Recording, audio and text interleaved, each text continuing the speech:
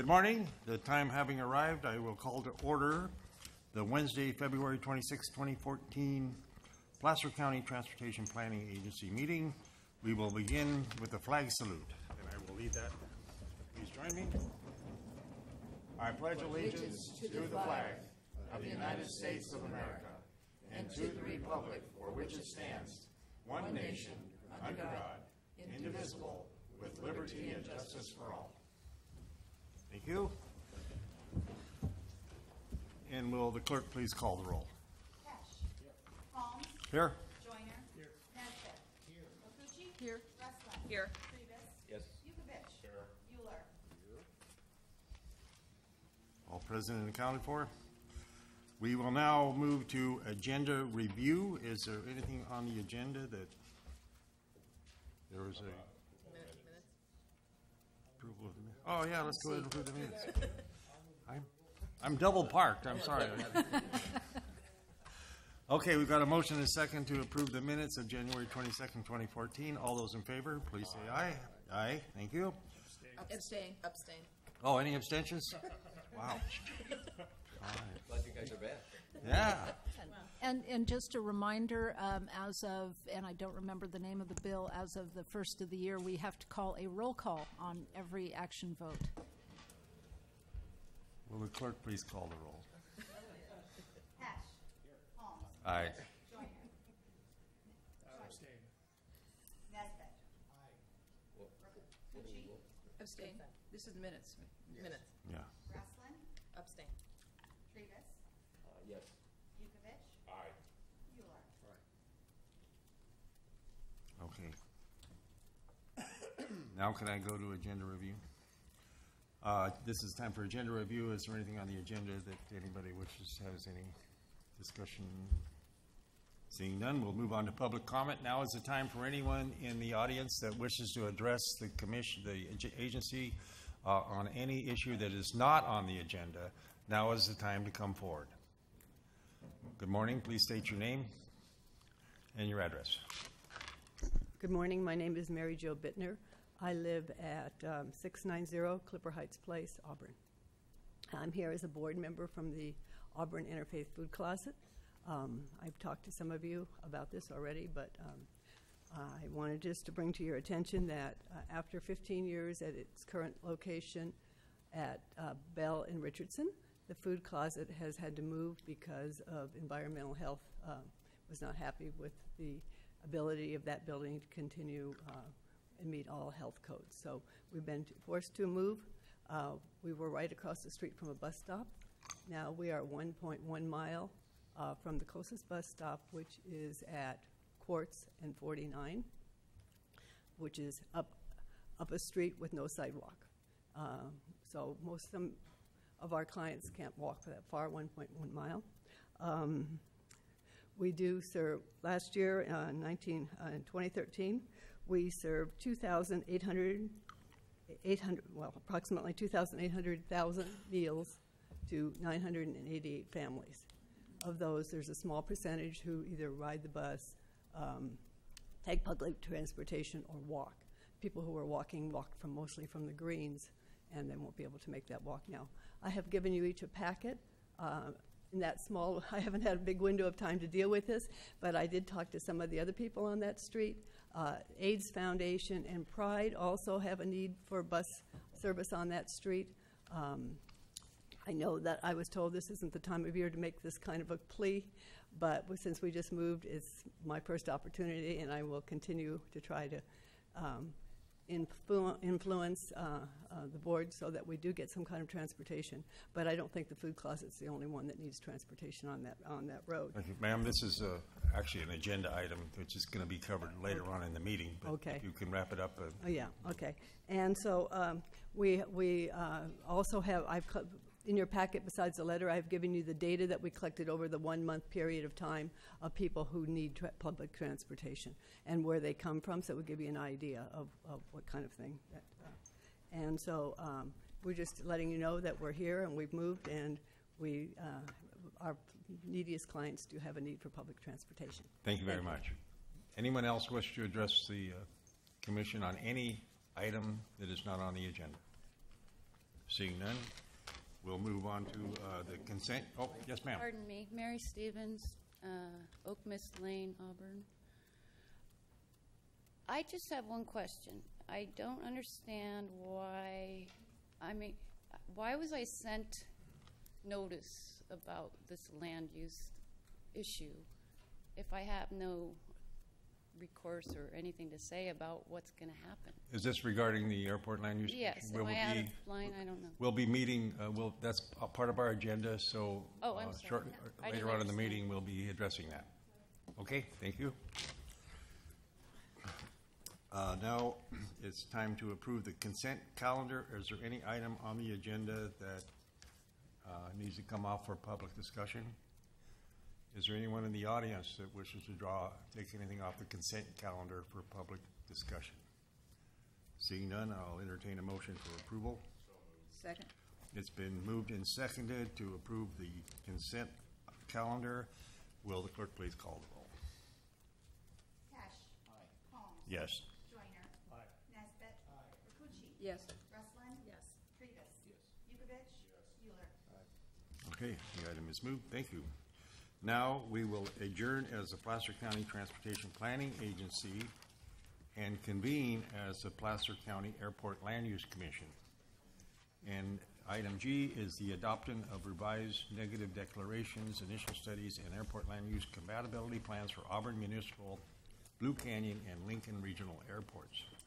So now we're going to have the staff report, and then I'll open it up for public comment. Mr. Melko. Good morning, members of the Commission. David Melko. We're asking the Commission today to adopt Resolution 1402 for the revised negative declaration and initial studies for Auburn Municipal, Blue Canyon, and Lincoln Regional Airports.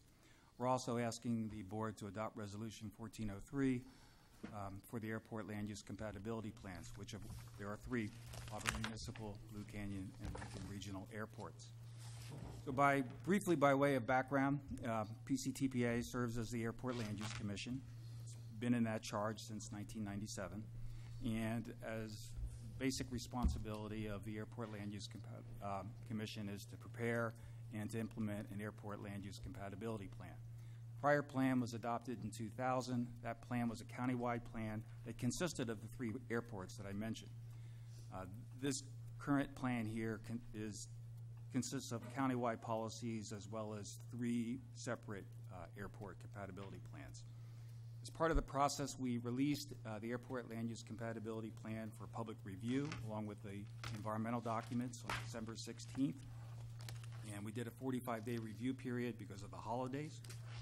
For a negative declaration, it's typically a 30-day public review period. And we held a public hearing on January 22nd, of which there were a number of people who commented. I believe we received around 57 comments. Written comments were due to us by January 31st, and all of the comments are summarized along with staff responses, as well as recommended actions in Attachment 1. That's a document called Response to Comments. The negative declaration was revised with respect to a statement about indirect environmental impacts, and the revised negative declaration is shown as Attachment 2.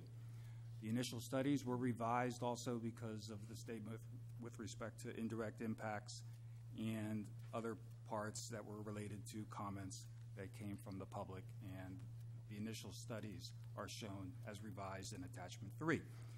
And because some of the comments also required changes to the airport land use compatibility plans, there is an addendum number 1, and that's shown in Attachment 4. And that shows where we made changes to the airport land use compatibility plan. So those are the 4 attachments that are part of the staff report package.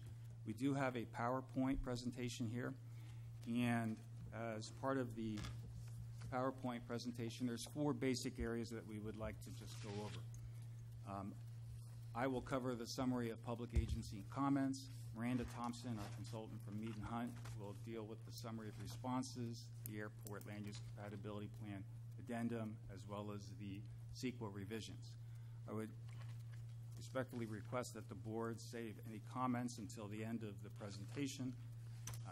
We will go through the PowerPoint fairly quickly. You have a full agenda today with a number of items, so the pace will be sort of, for those of you who are sort of my age, a 45 RPM. It'll kind of pick up a little bit there, so we'll be moving along a little bit. So with that, summary of public agency comments. In general, we received general comments, and those covered existing land uses. Those comments were from Caltrans, who is the agency that provided the grant for the airport land use compatibility plan. They noted that the definition of existing land uses that we used was inconsistent with their handbook. They did provide an example with respect to tentative maps. Their concern was that if new safety data becomes available and showing potential risks to occupants, that a jurisdiction should reconsider approval of a tentative map. And that's kind of the thrust of their comments. There were comments with respect to the public hearing notice. Many people felt that they never received the notice. It was not published.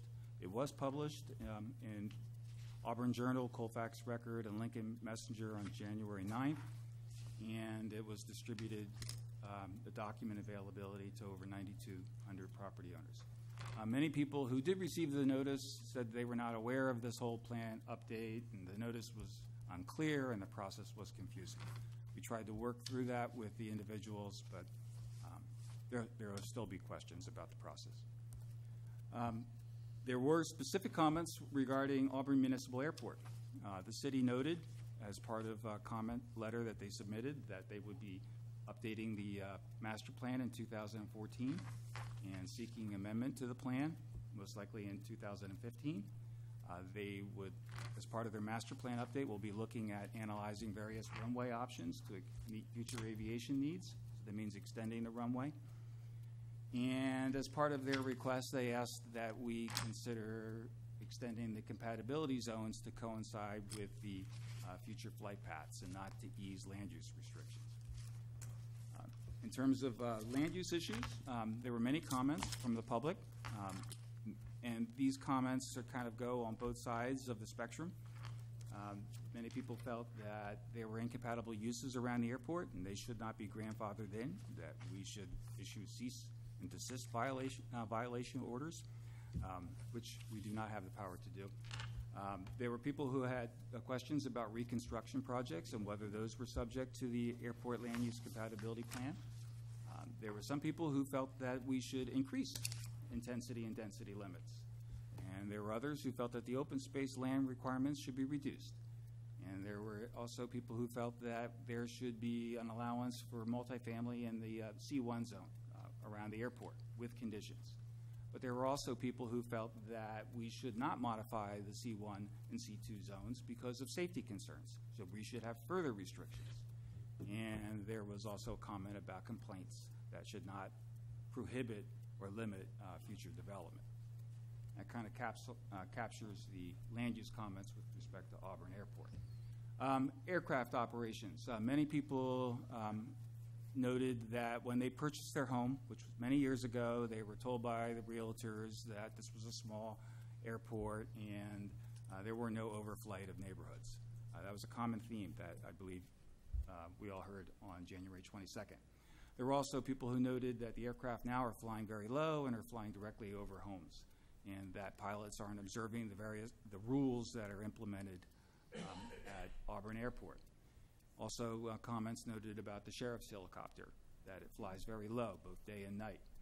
And people felt that when they had grievances about airport operations, that the city was not necessarily responsive to their complaints. Noise and safety. General theme was that noise is an ongoing issue, and it's been an issue for a number of years. It has not been adequately mitigated.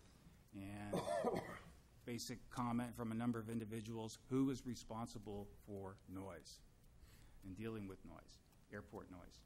And residents also indicated concerns about safety. I think the example was that people would be in the house, they would hear a plane fly over, and they would run outside, and the plane would be very low, and they were concerned about the noise and the low flying of the planes. So with respect to the airport land use compatibility plan, comments that we received was that basically people are opposed to airport expansion and that a noise study should be conducted. and that the negative declaration that you have before you today is not appropriate for the airport land use compatibility plan. And those are comments with respect to Auburn Airport. Blue Canyon, we received comments, very brief comments. People noted that the airport layout plan they thought was outdated, and they thought that the estimate of operations was too high. Lincoln Regional Airport, there were concerns about the B1 zone, and it should reflect the Caltrans handbook. That actually was a Caltrans comment. And general comment from primarily people interested in development was, how will these zones affect my property? Aircraft operations, once again, similar theme to Auburn. Pilots don't always follow the established procedures, and people are concerned about planes flying and taking off and making final approaches over their homes. There was some comments with respect to lead aviation fuel. Comment was that home buyers weren't notified per Prop 65 of lead danger, and they're concerned about the lead effects of leaded aviation fuel and the effects on children's health. And the recommendation in the comment letter was that the city place a surcharge on the sale of leaded fuel so that at some point an unleaded fueling station could be implemented at the airport. So that I will be now turning this over to Miranda, and she will kind of give a summary of the responses. Morning. Morning, Commissioners. For the responses, I'll start out with the comments regarding just generally about the airport land use compatibility planning process. The responses that you'll see in your attachment, which is the matrix, the LUCP has to be based upon an adopted airport master plan or an airport layout plan that's accepted by Division of Aeronautics, and we talked a lot about that at the last meeting. It's important to note that the ALUCP will not lead to new airport expansion or future development. Also, the ALUC has no authority over the operation and planning of an airport. So you cannot design a future runway extension for any of the airports. That's not within your authority. And the ALUCP does not propose relaxing the noise standards. If anything, what we've done in the 2000 plan is being brought forward in this compatibility plan because we're providing a higher level of protection for noise-sensitive and risk-sensitive uses such as schools, residential uses, places of worship, etc.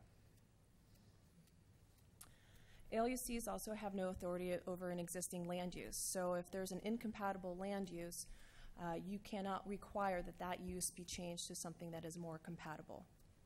And that's stated in the State Aeronautics Act. Land uses that have received certain entitlements would not be subject to the ALUCP. And the list of entitlements are described in the definition of an existing land use, and that's in the draft plan. Reconstruction of a building that has been destroyed due to fire or some other calamity would be allowed to be rebuilt at the same density or intensity that it had previously, but would be subject to other conditions of the airport land use compatibility plan, specifically, for example, airspace protection. So there may be height restrictions involved, but the density and intensity of the use would be able to be retained. The LUC also, its authority is to limit changes to existing land uses or future development in an effort to protect the public from airport noise and safety hazards. In terms of existing land use, as David mentioned, Caltrans had indicated that the definition that we're proposing is inconsistent with the handbook. But they're taking a very narrow view of what qualifies as an existing land use and what is a vested right based on case law. But local jurisdictions have a broader view. And there's nothing in the State Aeronautics Act or in the handbook that would prevent the ALUC from defining an existing land use based on a local jurisdiction's practice. For Auburn Municipal Airports, again, the ALUCP is based on the information contained within the adopted master plan, which was adopted by the city in 2007. The city is responsible for the planning and design of their airport, and the ALUC's responsibility is to ensure that the airport develops in an orderly fashion and that future land uses within the airport environs are adequately protected to ensure that you're minimizing noise and safety hazards based on the city's adopted master plan. The ALUCP intensity criteria are higher than what's in the current 2000 plan, but are at the low end of the intensity range provided in the handbook, which is, again, a guidance document for the use by the ALUC in developing a compatibility plan.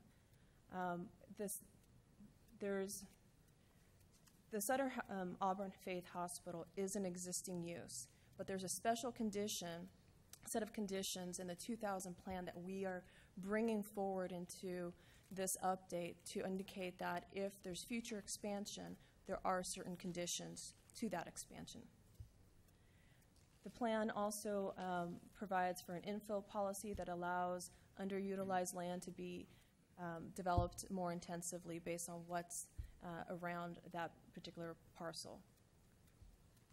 For Blue Canyon, the ALUCP does not propose a runway extension or widening. In fact, the airport layout plan drawing that was approved by the FAA and Caltrans Division of Aeronautics showed a shortening of the runway to provide required safety areas. So the zones for the draft zones for Blue Canyon are slightly smaller. The ALUCP assumes higher level of activity due to fire emergency operations. We recognize that the ALP may not be current in terms of certain facilities, buildings on the airport that have been removed, but that does not affect a compatibility plan because we're concerned with the configuration of a runway and the types of aircraft that operate at the airport.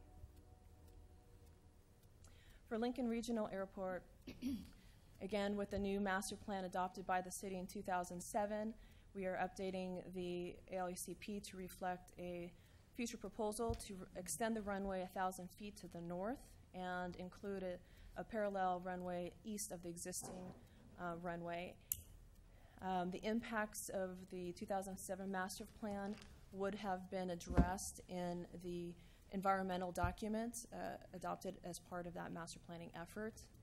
As a consequence of this 1,000-foot north extension, the zones do shift by an equal amount to the north.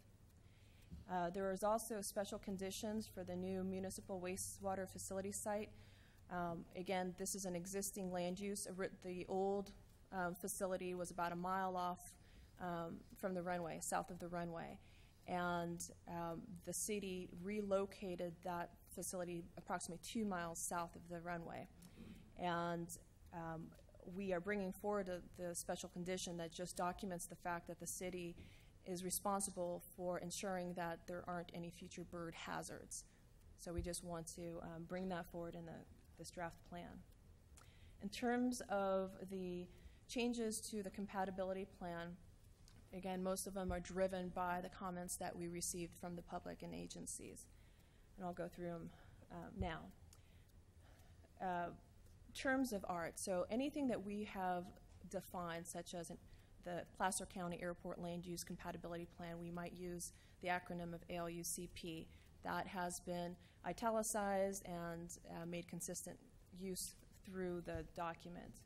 We also clarified what is an existing land use land use and indicated that it's the ALUC's definition and it's not based on what the handbook necessarily says. Because we are reflecting what the local jurisdictions are doing. We also clarified conditions for reconstruction projects. For the public noticing, the ALUC process was followed as well as state law.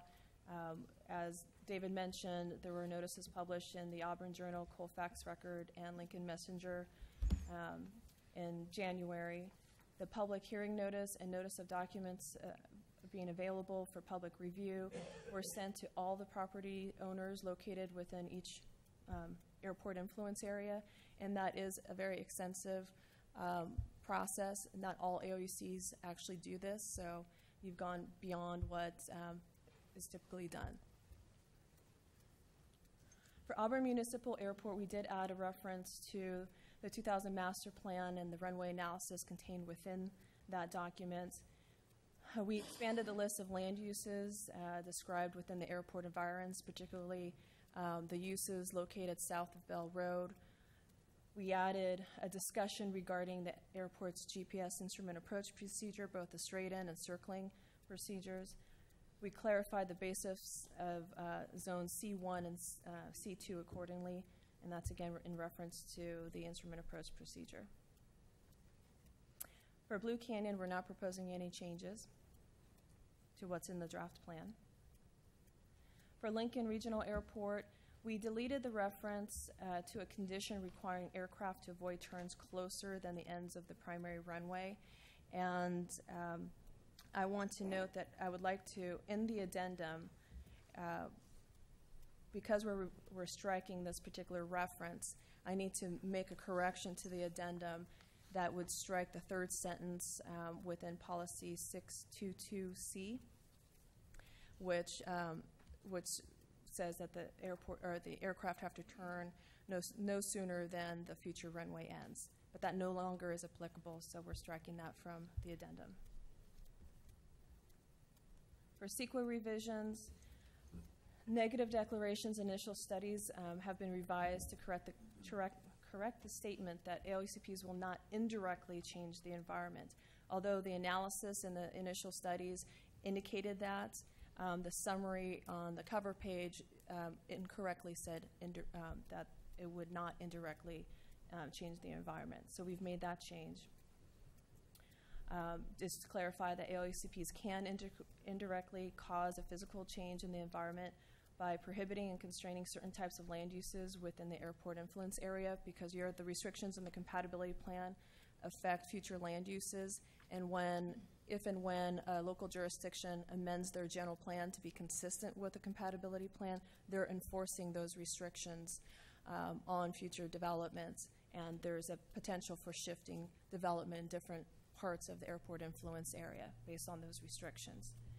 The revisions also clarify existing language does not change the project and is not a substantial change to the negative declaration initial studies, which means that it does not have to be recirculated. Changes to the ALUCP in response to comments did not create any significant environmental impacts.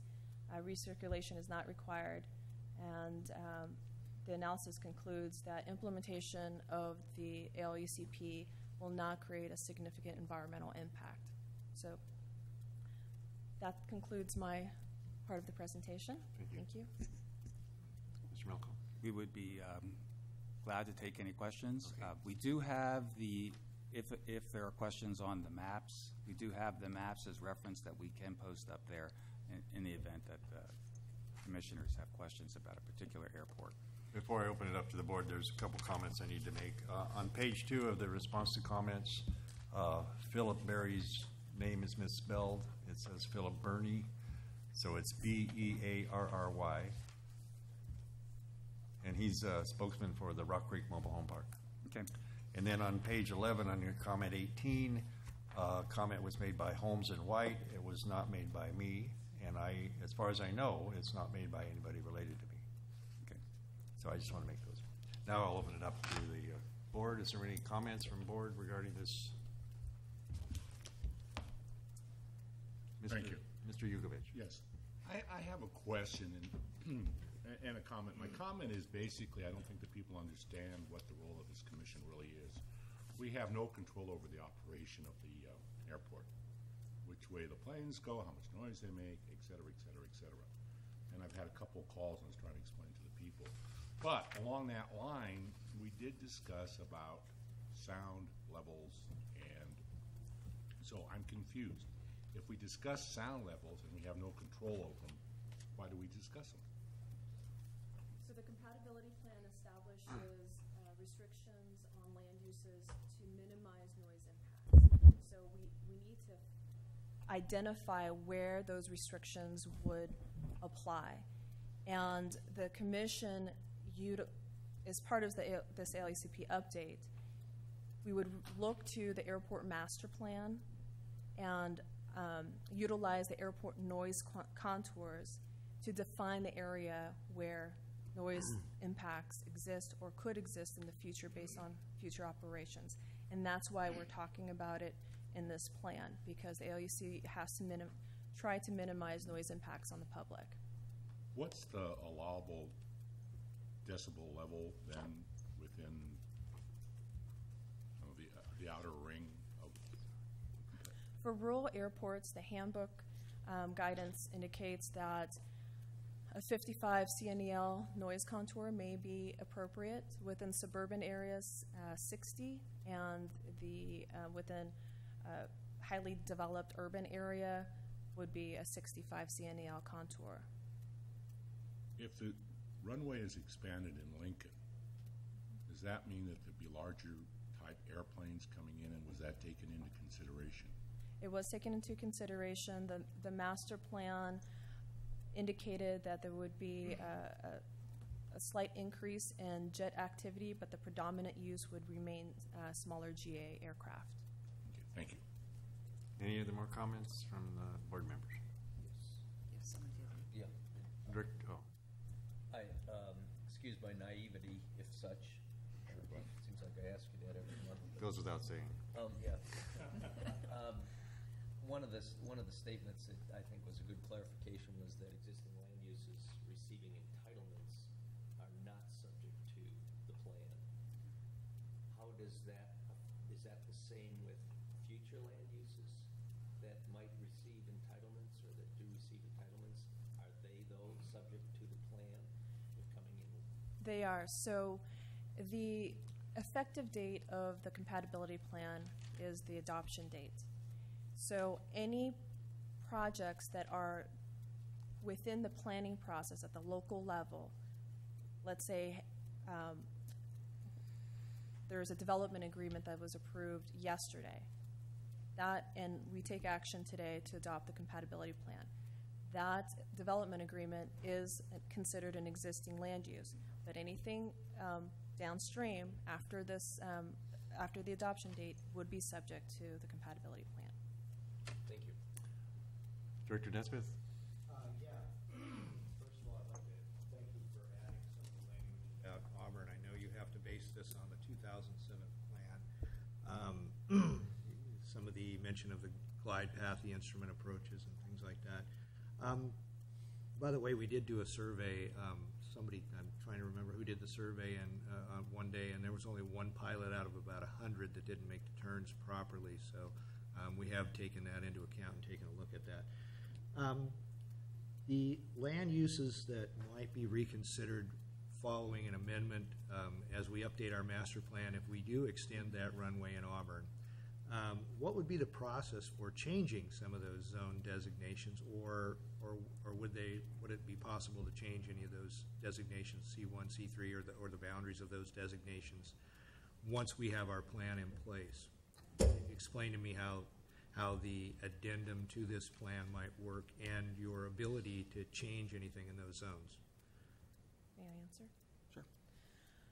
Once the city adopts a new master plan, it would trigger most likely an update to this compatibility plan. You would go through the same process as we have gone through in this planning effort, where everything gets relooked, reanalyzed. So if there's a runway extension, there will most certainly be shifts in compatibility zones and adjustments needed, because we're now accounting for the different glide paths of aircraft utilizing that longer runway. There may be additional changes regarding fleet mix at the airport that would need to be considered in the compatibility plan. So there most likely would be changes to both the zones and possibly the criteria as a result. Much of that will depend upon what the city comes up with and adopts as part of the airport Correct. master plan. And I just wanted to clarify. Understood, it's theoretical. Right. We would, if the city initiated an airport master plan update, The airport land use compatibility, it'd be the Auburn Airport Land Use Compatibility Plan. That would be, you'd be seeking an amendment to. Correct. The Lincoln and the Blue Canyon would be unaffected under the way we now have it structured. Okay.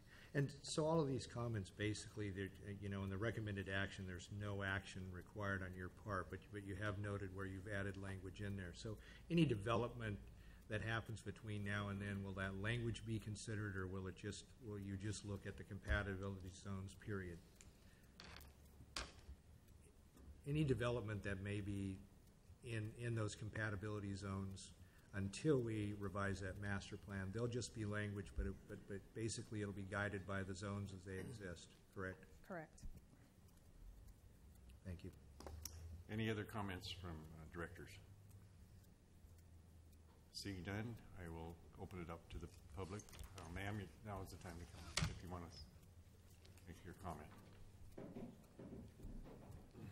Mary Stevens, Oakness Lane, Auburn. Can you speak up a little bit? I'm sorry, you guys answered a lot of my questions Okay. by asking questions. I especially appreciate, I'm going to say Miguel because I can't pronounce your last name. Yukovic? Yep. Yes, very Thank good, you. thank Those you. were very good questions, and they helped me understand a couple of things that I needed to know. I guess I don't understand the role of these people. Well, And so, let me try to explain. okay. Since you live within a certain area of the boundary of the airport, which is what, 300 feet? Is that? Well, the airport influence area for Auburn Okay. is like around 2 miles. So that's why you're notified of this hearing. And I know you have concerns about the complaints, about the noise. But the airport is not under the jurisdiction of the Placer County Board of Supervisors. It is under the jurisdiction of the Auburn City Council. And so any operations there are run by the Auburn City Council. Pardon, I So, didn't realize. Well, this, you guys we're were all, at the city. every time this comes up, I'm we new at all this. we all learn stuff. So your comments should be directed to the Auburn City Council I about understand. your concerns. And I would recommend that you also bring them forward to the Placer County Board of Supervisors, because 2 supervisors represent that area that the airport is in. So your main comment should be directed to the Auburn City Council. How do I do that? Well, you can, I we can get you the mean- dates of the meetings, and the city council meets on Mondays at. So at a meeting, I come and address Under- that, yeah, under whether public- it's on the agenda or Under not? public comment, yes, ma'am. You have the Okay. right to do that. And then you said somebody else, the Board of Supervisors. Placer County like Board of my Supervisors. Right. represent. Yes, Supervisor Montgomery represents you, and I represent the west side of Highway 49 at the airport. So that would be a good time to come forward and just let the Placer County Board of Supervisors hear your concerns about the noise in the airport. Thank you. Okay, thank you. Oh, excuse me. Oh, if I may, the council meets, Auburn City Council meets the second and fourth Mondays of each month at 6 p.m., and they have a public comment period where you can address the council. Is there a list of that somewhere I could get, like a schedule? It's the second and fourth Mondays. Yeah. All right. Good morning. Chairman Holmes, members of the board, thank you. My name is Ivan Carnizis, former airport manager, former airport engineer, currently a recreational pilot. Before I embarrass myself with my comments today, which are similar to my comments from last time, I just want to ask a couple of questions to. You direct it to us, and then we'll. Yeah. My first question is are the documents posted on the internet with the Valentine's Day notice of this meeting the current revised documents? Are they? They are.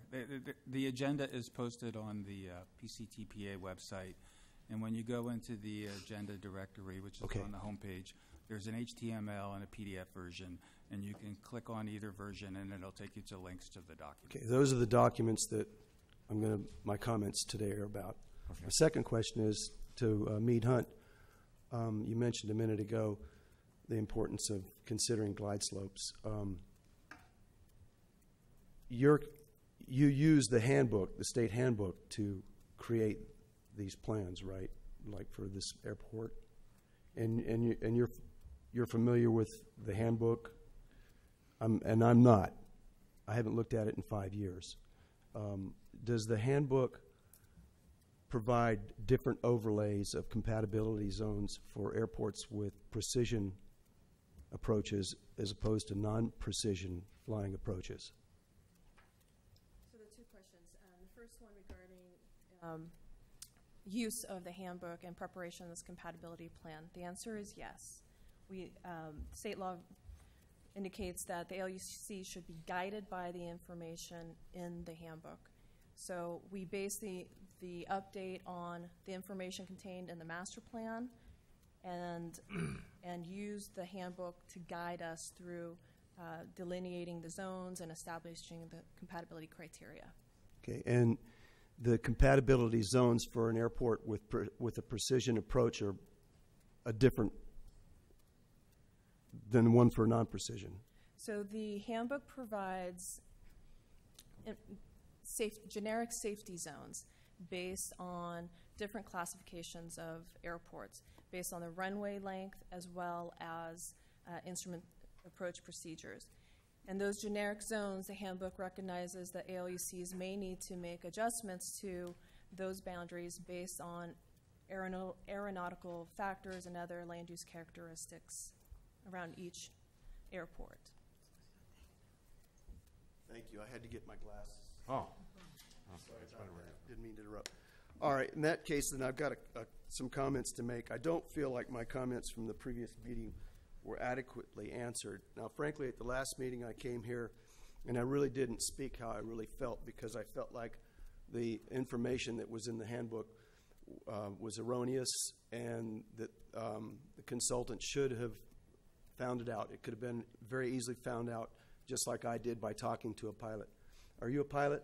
I'm not a pilot, but... Are there pilots in your firm? Ma'am, Okay. sir, please direct All right. your comments to us. Okay. I don't want to get into a discussion between All right. staff members. I will from now on. Thank you. All right. So I made a comment about there not being a precision approach. The significance of it is that it drastically affects how those compatibility zones should be laid out on those maps. Those maps are the maps that your board uses to make your decisions about land development in the area. This is a very critical item. We don't have to wait until there's a master plan because the compatibility use zones ought to be modified right now. Okay? Now, what I did today, or yesterday, is get more clarification on my comments. Now, first of all, Mead Hunt did not go back and modify the handbook to state that there is a precision approach at this airport. So what I did was I copied a page out of the internet published by the FAA, which defines which of the RNAV approaches are precision and which are non-precision. Okay? We have a multiple use instrument approach, RNAV approach at this airport. Down here at the bottom, if you can read the chart and understand it, there are 4 different types, dependent upon the equipment and the pilot's ability. There is one on here that's known as an LPV approach. It has minimums down to 400 feet, and according to the FAA, it's a precision approach. Therefore, on page 7-1 of this document, under airfield configuration, it says here the airport has one GPS-based non-precision instrument approach procedure which provides a straight-in approach to runway 7 and a circle to approach land to 25. It has a precision approach which brings aircraft down to a really low level on a low flat glide path. The glide path for an instrument approach is only 3 degrees. It's a 5%. Sir, I'm sorry, but you're way over our... What I mean to say is Condense the aircraft comments of what you're approaching trying- runway 7 on this instrument approach are going to approach at a much lower and flatter level than on a non-precision approach, which is why the compatibility zone, C1, I'll show you a picture. Could you put that compatibility zone map up there? Yes. Thank you.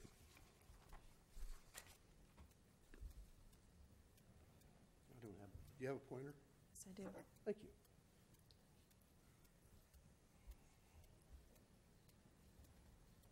This low flat approach comes in like this. and out here off your map is the final approach fix. Somewhere about here, a couple of miles out, the aircraft starts a 3% precision approach into this runway through here, which means possibly this area C2 could really be a C1 area. It means possibly this C1 area could be a B1 area, which is the overlay that I'm talking about from the handbook that they were using as guidance. So they overlaid the information about a non-precision to come up with these areas here, and I think they're probably wrong. They have to be wrong because, again, a precision approach is a much lower and flatter approach. Now, somewhere in here, approximately right about in the middle of this area here, if the weather is good enough, if it's not really that bad, and the winds prevail for the other runway, runway 25, at this point here, the pilot, if he's flying a precise precision approach, he's going to be about 600 feet above the elevation of the runway, right in here. At this point, if the winds prevail for him to land at runway 25 instead of runway 7, he's going to break off on what's called a circling approach. On this circling approach, he's going to maintain his 600-foot altitude, and he's going to break off, probably continue straight in at 600 feet, and as soon as he feels comfortable, maybe somewhere in here, depending on the pilot, he's going to start a right turn, and he's going to come out here to Bell Road. If he's a small aircraft, he might stay right over here over this little pond inside Bell Road. If he's a big aircraft with a twin engine, he's going to have to fly out here into this C2 area here and do a wide circling approach to come in and land on runway 25. And he's going to do all of that at 600 feet altitude until he gets right about in here where he's going to start a descent, a visual approach, and land on the runway. So my point is that these areas here, here, and here potentially all could be significantly modified just by acknowledging what the FAA has published, that there is a precision approach here. Okay? I just wonder, since this is in regards to the Auburn Airport, would this be something that when the city does their airport land use or their master plan, that this would be incorporated into that? Isn't that? I would think so. Okay. Yes. So that's. So let me end by just saying, several years ago when there was discussion about development over in this area here, I got into a discussion about this issue with a pilot out at the airport that owns several aircraft and has a multi-million-dollar business, and I won't mention his name. And it was almost an argument. I kept pointing to this document saying there are no precision approaches out here. And he kept saying there are precision approaches here. I'll show you. This was 2.5, 3 years ago that I had this discussion. This information is not new. It's not something that just cropped up. And I'm really bothered by the fact that it was overlooked. And I'd like to make just one more comment about all this, too. This document is 90% fluff. 90% of it is just stuff that came out of the handbook, stuff that was already in the document from the time done before. The only thing that's really done in the way of work to create this document is this here. And in my opinion, this was taken far too lightly. It's the document that you guys use to give people permission to develop land, and it's giving you erroneous information. Not only that, it's like a circular error. In a few years, a year, I don't know, whenever you do your master plan, you're going to look at this document, and your master plan is going to use this document. And then you're going to come back a few years later and with another board, and they're going to use your master plan to create this document. And it's just going to go on and on and on into a big swirling mess. So I really would like today to be the day that we start fixing things.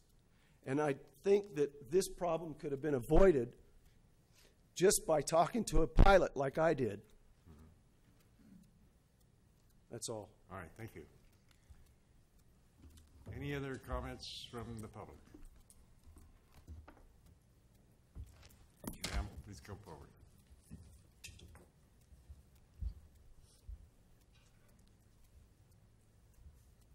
Hello, I'm Mother Abbess here, and I'm sorry I'm very late. I feel like I'm entering a conversation that has been going on for several years. So I'm trying to catch up with all the documents and understand. I'm getting deeper than I thought I would be. It sounds like, I am in between Auburn Airport, Lincoln Airport, and Beale Airport. And so I'm not in any of those spheres of influence. However, it seems to be stretching out toward our area. And that's why I have taken interest in aircraft. I have never taken interest in aircraft until it drew our attention. Neighbors are keeping logs, and so we happened to get a hearing notice, and that's why I'm here. And as I started hearing people's concerns, I spoke with a committee in Santa Monica Airport, and it seems like they're 20 years ahead of us. They have run into many, many issues and problems that actually the director of one of the community committees said that we cannot imagine if we're heading toward expansion. And he had given me some insights, and they have, as a city, sued the FAA.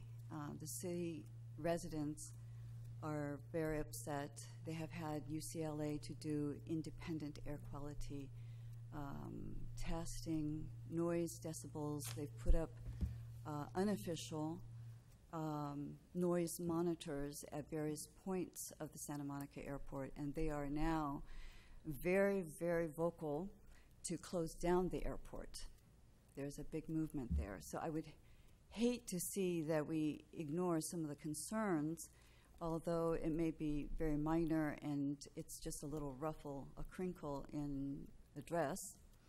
It may come back to grow and be a big problem.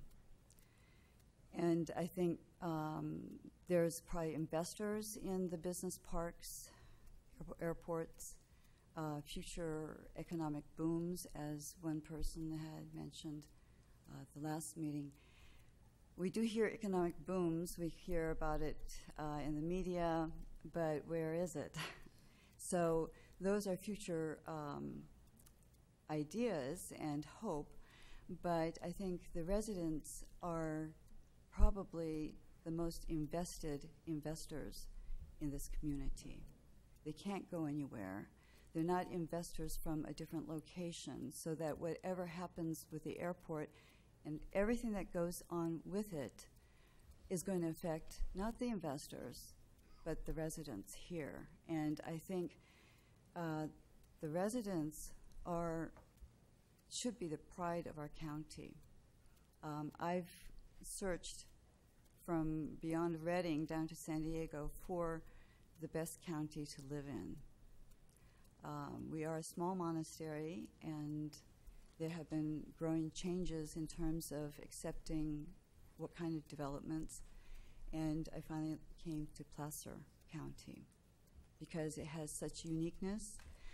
The mindset of the people is rather wholesome and rational, and the more I'm getting to be familiar, we have some uniqueness in this county that there aren't in other counties. And I think we should have an inclusion of residents and local business, that they may not be a great economic boom as of yet, but if we help each other and promote our own local businesses, such as the CSA plaster-grown organic farmers and wineries, people are investing their lives. And the airport land use, from the definition of what your responsibility is as commission, seems to be limited, which is just the sphere of influence with the noise and the development. However, if you allow a certain development or land use or extension of the airport, just a little extension is going to affect the whole county. Because when you bring a little extension, are we anticipating an upgrade in aircraft? If so, who are they? What are they going to be doing? How are they going to be flying? What are the patterns of flight? And how much more air pollution will accumulate, because many of the toxins, the lead in AV gasoline, jet fuel has other toxins, they're bioaccumulative. And this is a very good opportunity, I believe, that we can enter into discussion, because I would have never considered all these things until I received that hearing notice. I would propose that you can always expand at any time, but we can never go back. I would propose that so that we can go forward as a community, as a county, and be proud of it, that you have your residents and local businesses participation and trust instead of further driving a wedge and division, which is going to erupt at some point. And that you have quite a bit of talent and, I would say, experience from local people that they can contribute to investigation, research, that I would propose that you, as seemingly to be, how would you say, with the knowledge of transportation, the overview of transportation, and yet not be personally invested on benefiting from an expansion locally, that you would provide a neutral atmosphere for those that are involved and concerned and all the agencies to come together and not just have a, how would you say, the geographic formation of question, answer, research here. It's fairly sterile. I think the community is a lot more organic and request an organic process. Thank you. Thank you so much for your comments. Thank you very much. All righty. Okay. Anyone else wish to address the Airport Land Use Commission on this item? Seeing none, we'll bring it back to the board for action. Oh, Mr. Hesh. Push your little button. No. That's all right. Thank you. Any better? That's good. Okay, great. Perhaps you could direct or advise me on if staff has a response to Ivan's rather detailed explanation of the confusion between the two processes involved here. Obviously, the FAA has telling somebody direction in one avenue, while apparently the Land Use Committee might be getting it wrong. Before I can vote on it, I'd just like to hear from somebody on that. Well, let me start. So I'd like to acknowledge Mr. Carnas's comments. They were good comments. He was referring to what he asked about the documents online. So when you go online and you look at the airport land use compatibility plan, as he referenced in his presentation, you will not see changes in that draft document, because it is a draft document. You have before you today attachment 4. It's an addendum to the plan. In his comments, and I can't recall which comment number it was in the response to comments, we have his comment recorded, we have a response, and we have a recommended action. And in the addendum, I think it's on for Chapter 7, so it's page 5 of the addendum, there are 2 paragraphs there that speak to airport configuration as well as aircraft traffic pattern. So we did acknowledge his comments that he raised again today, as well as he raised on January 22nd within that addendum. So when the final version of this plan is put together, the addendum and the draft plan become a new plan. New plan's not the right word. It becomes a final plan. And so the final plan, when published, will include the changes, the errata, the various things within the addendum. And so we believe we have reflected his concerns with our response to the comments and as shown in the addendum. Miranda may speak to the FAA issue.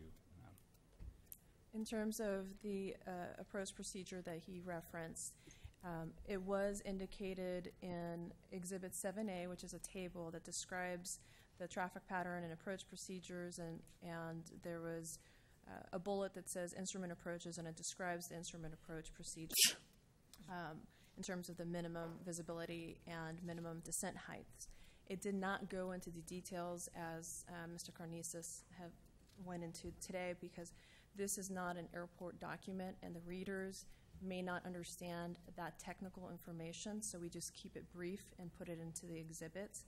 But based on his comments, we did add a paragraph that better describes what the straight-in and circling procedures are based on the Jepson plates, and we did have our certified, instrument-certified pilots to help us put the language together for inclusion in this addendum to the compatibility plan. Thank you. Any other comments from the board member? Director. I had a question on the same line. So this is an addendum. So what does that mean? I mean, does that mean like if we're approving this document, those addendums, is that what the other cities will look into as our comments that, you know, this is important and to do that? Well, when the board approves the plans today, sort of approves the environmental documents, then approves the plans. After today, we will go back and take this draft plan and this addendum, put them together, and publish a final version of the plan. So you have the addendum is sort of consists of changes, errata, and we could just put it as an appendix to the draft plan, but we're going to go back and actually reconfigure the plan to reflect the addendum so that all of the changes to this addendum will now be within the final version of this plan. The final version of the plan will then be published on the website. The final version of the plan will be distributed to all the jurisdictions, and that will be what they will be using. Would that make a difference in the configuration of some of the land use if there was a needed change? Or if there is a need to change land uses, it would be reflected in this addendum. And I don't believe we are making any changes to land use or compatibility zones as a result of comments here. Supervisor Holmes? Yes. So, two things here then. Just on your last statement is that based on the comments that came, or at least the type of comments, there is no recommended or suggested changes to what is shown on there? This map is not being proposed to change. There's no changes to the map. Okay. And then the responses to the comments that were made last month that you were describing and their inclusion, were they not available? Would Ivan not have seen those online if he would have gone online to prepare for today? We had said at the board meeting that we would provide responses to comments a minimum of 10 days.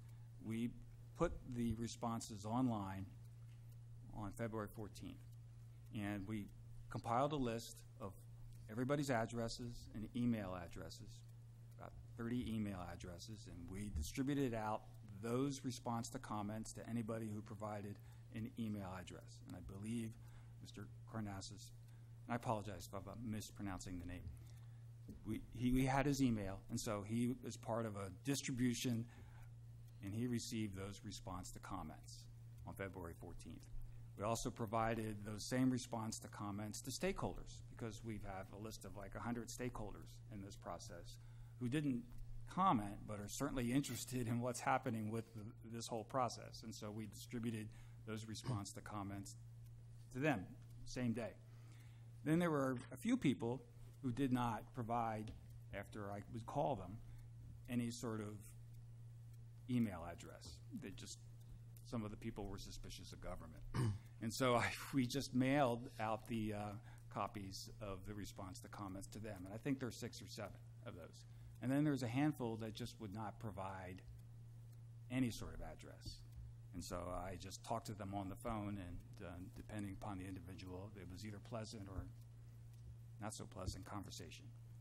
So then lastly, just to make it clear that the the discussion or the comments made about the precision type of landings were taken into account or analyzed or checked out, and this is felt to represent whatever that would be required for those. Well, I think as Miranda had, his comments were responded to, and there was a recommended action to update the text, and so we did that.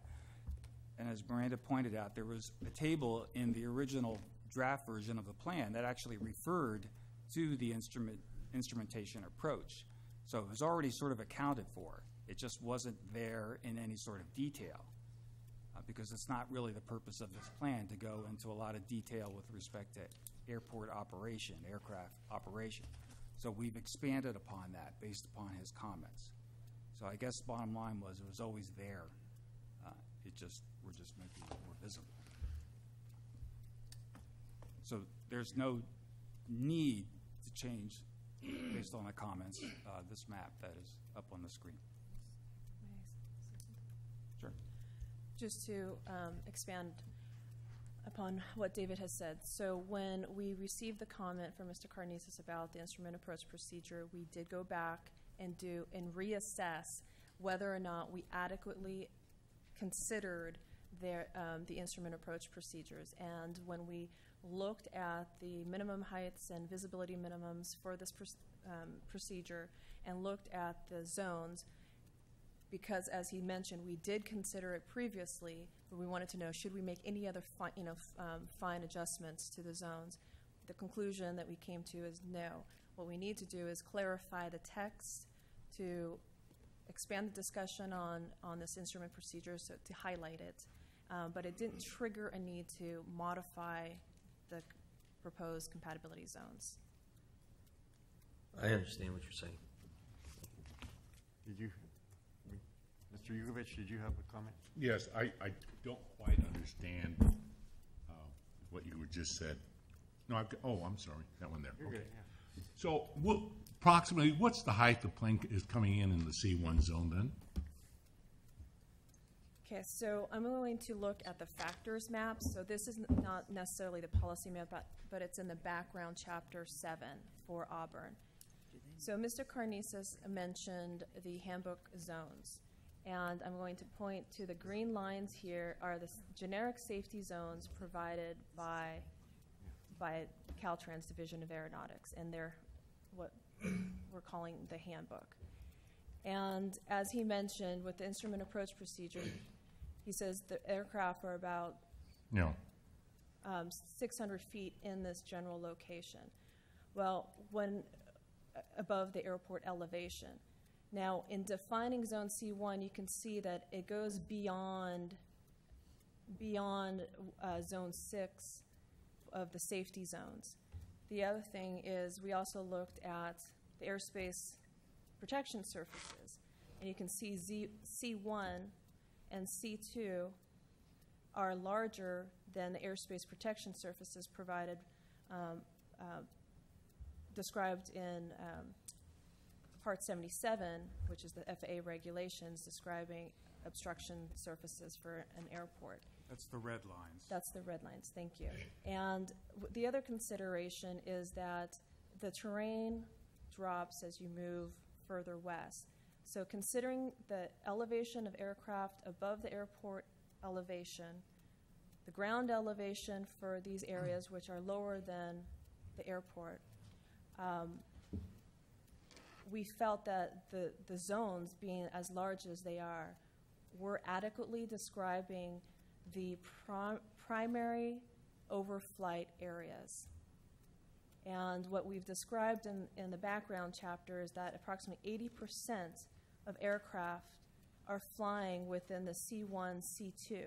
We also acknowledge that there will be aircraft flying within Zone D and beyond that may be relatively low.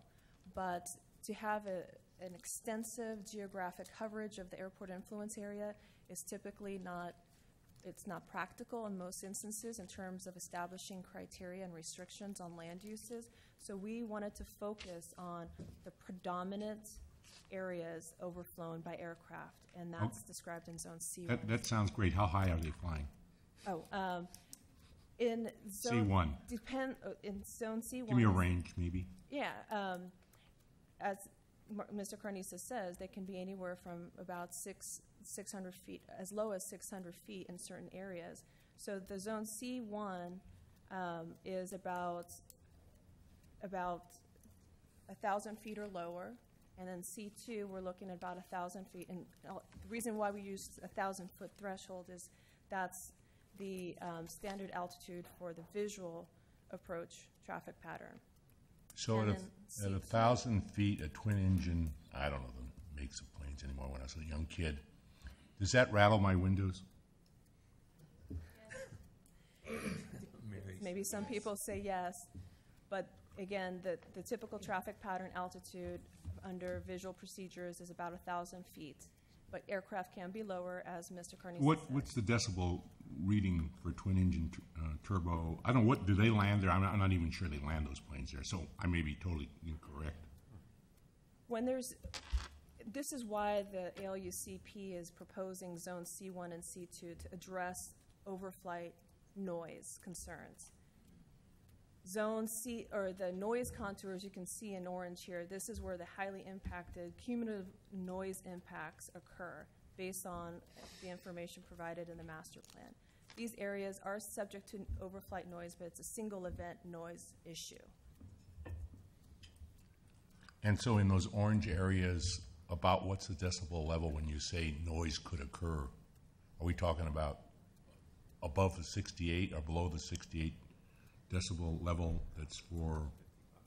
The noise contours are cumulative noise impacts, so it's an average, but depending on what type of plane is flying over here, it could be well beyond 70 decibels. It depends on the type of airplane.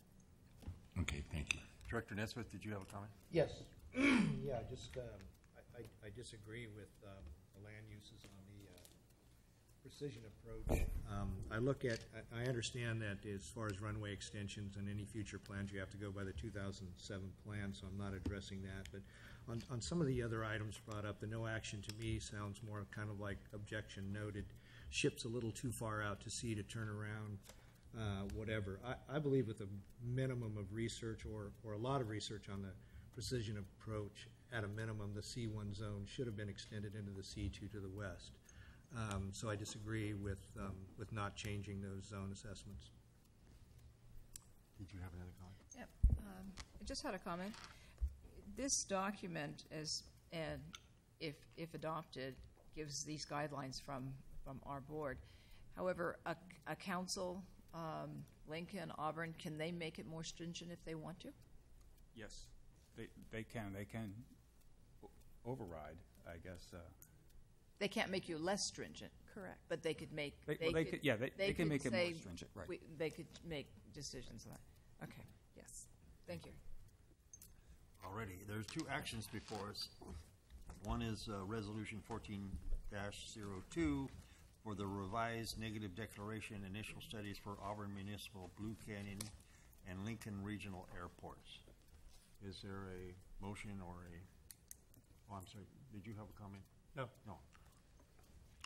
I'll make your motion if you like. Oh, good. Please. Second.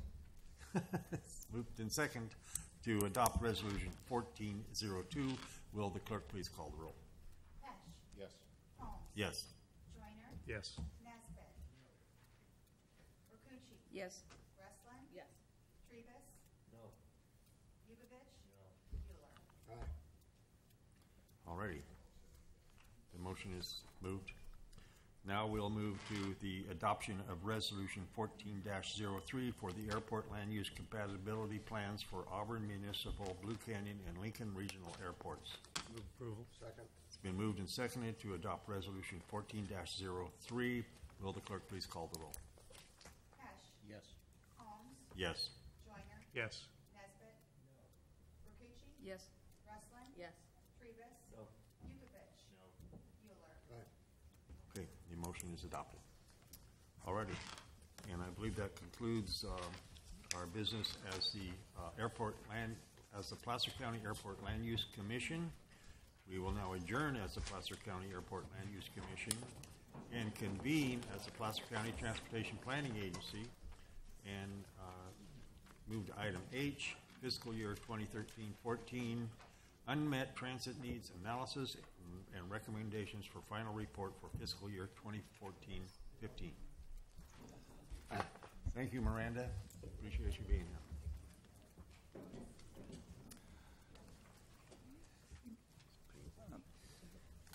Members, David Melko and I will be doing this item, switching hats from airport planning to transit planning.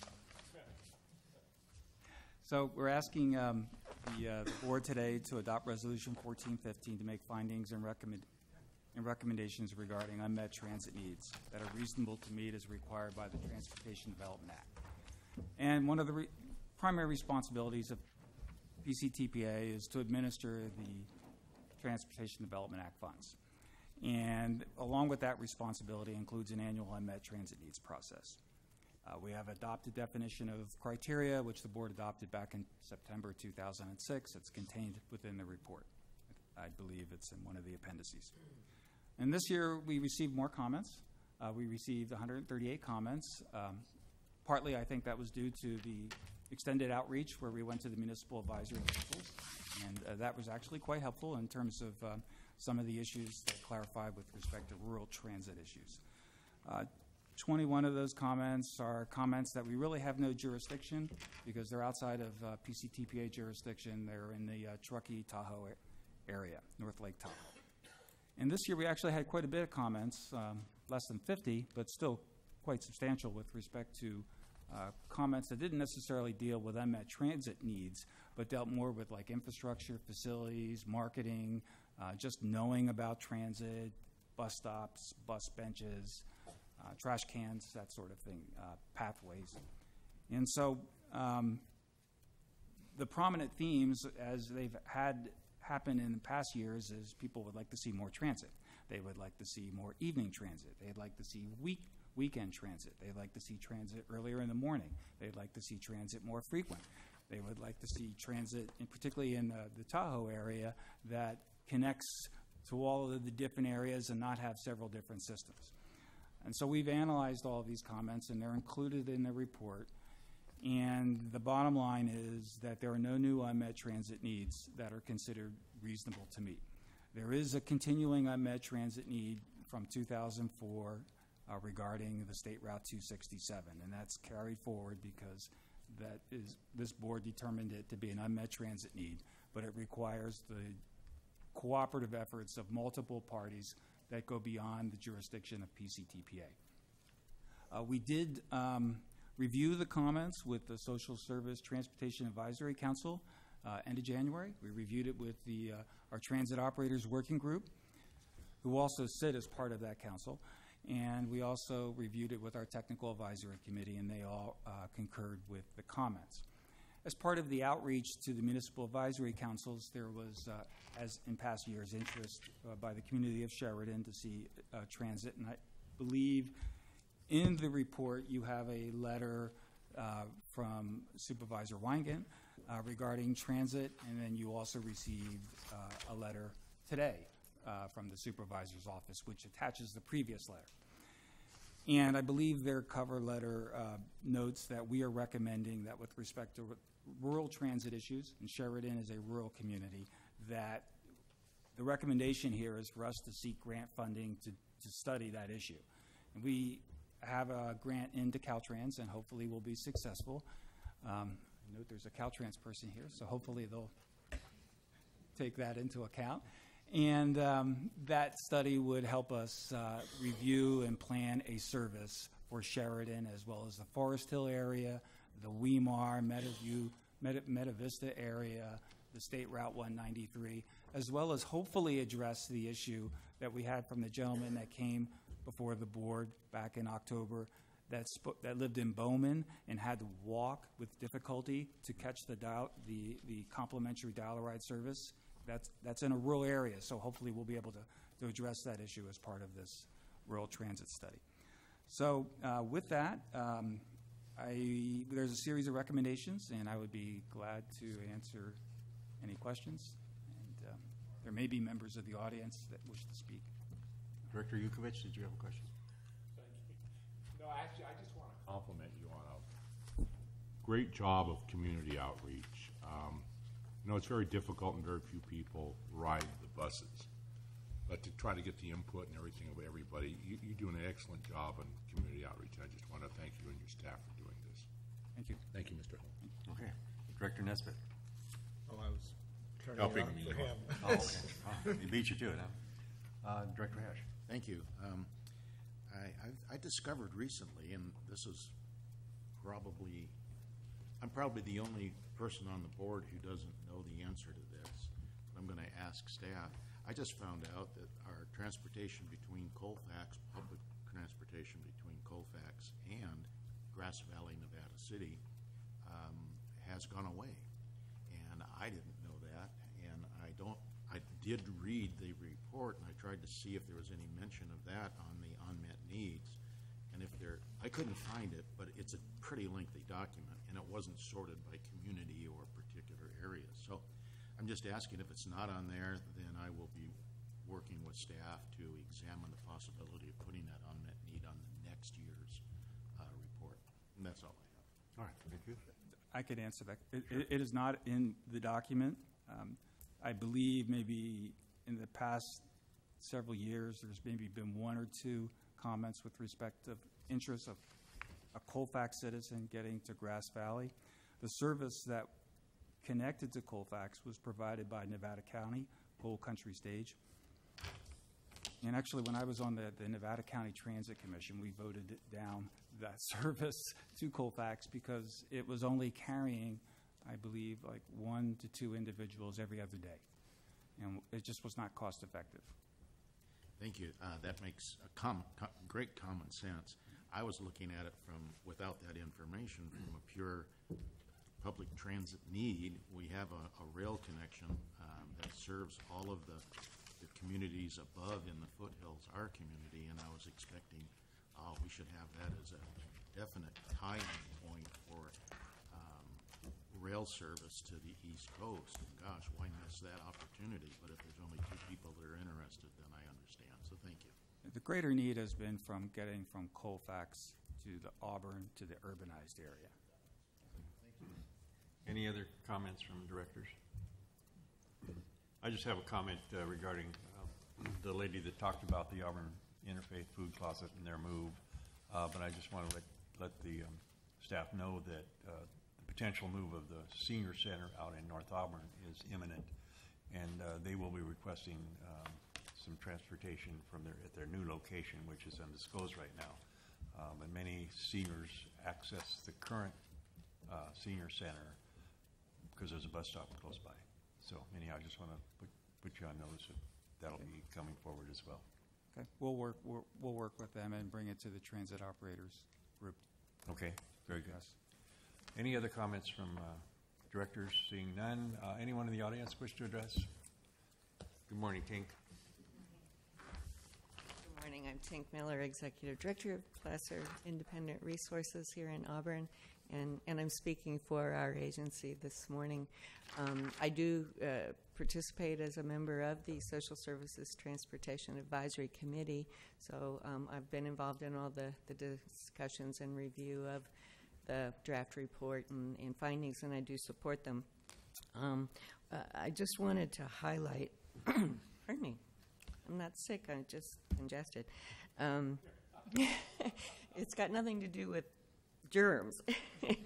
In the meeting, I brought up, the SSTAC meeting, I brought up amending short-range transit plans, and that is an option.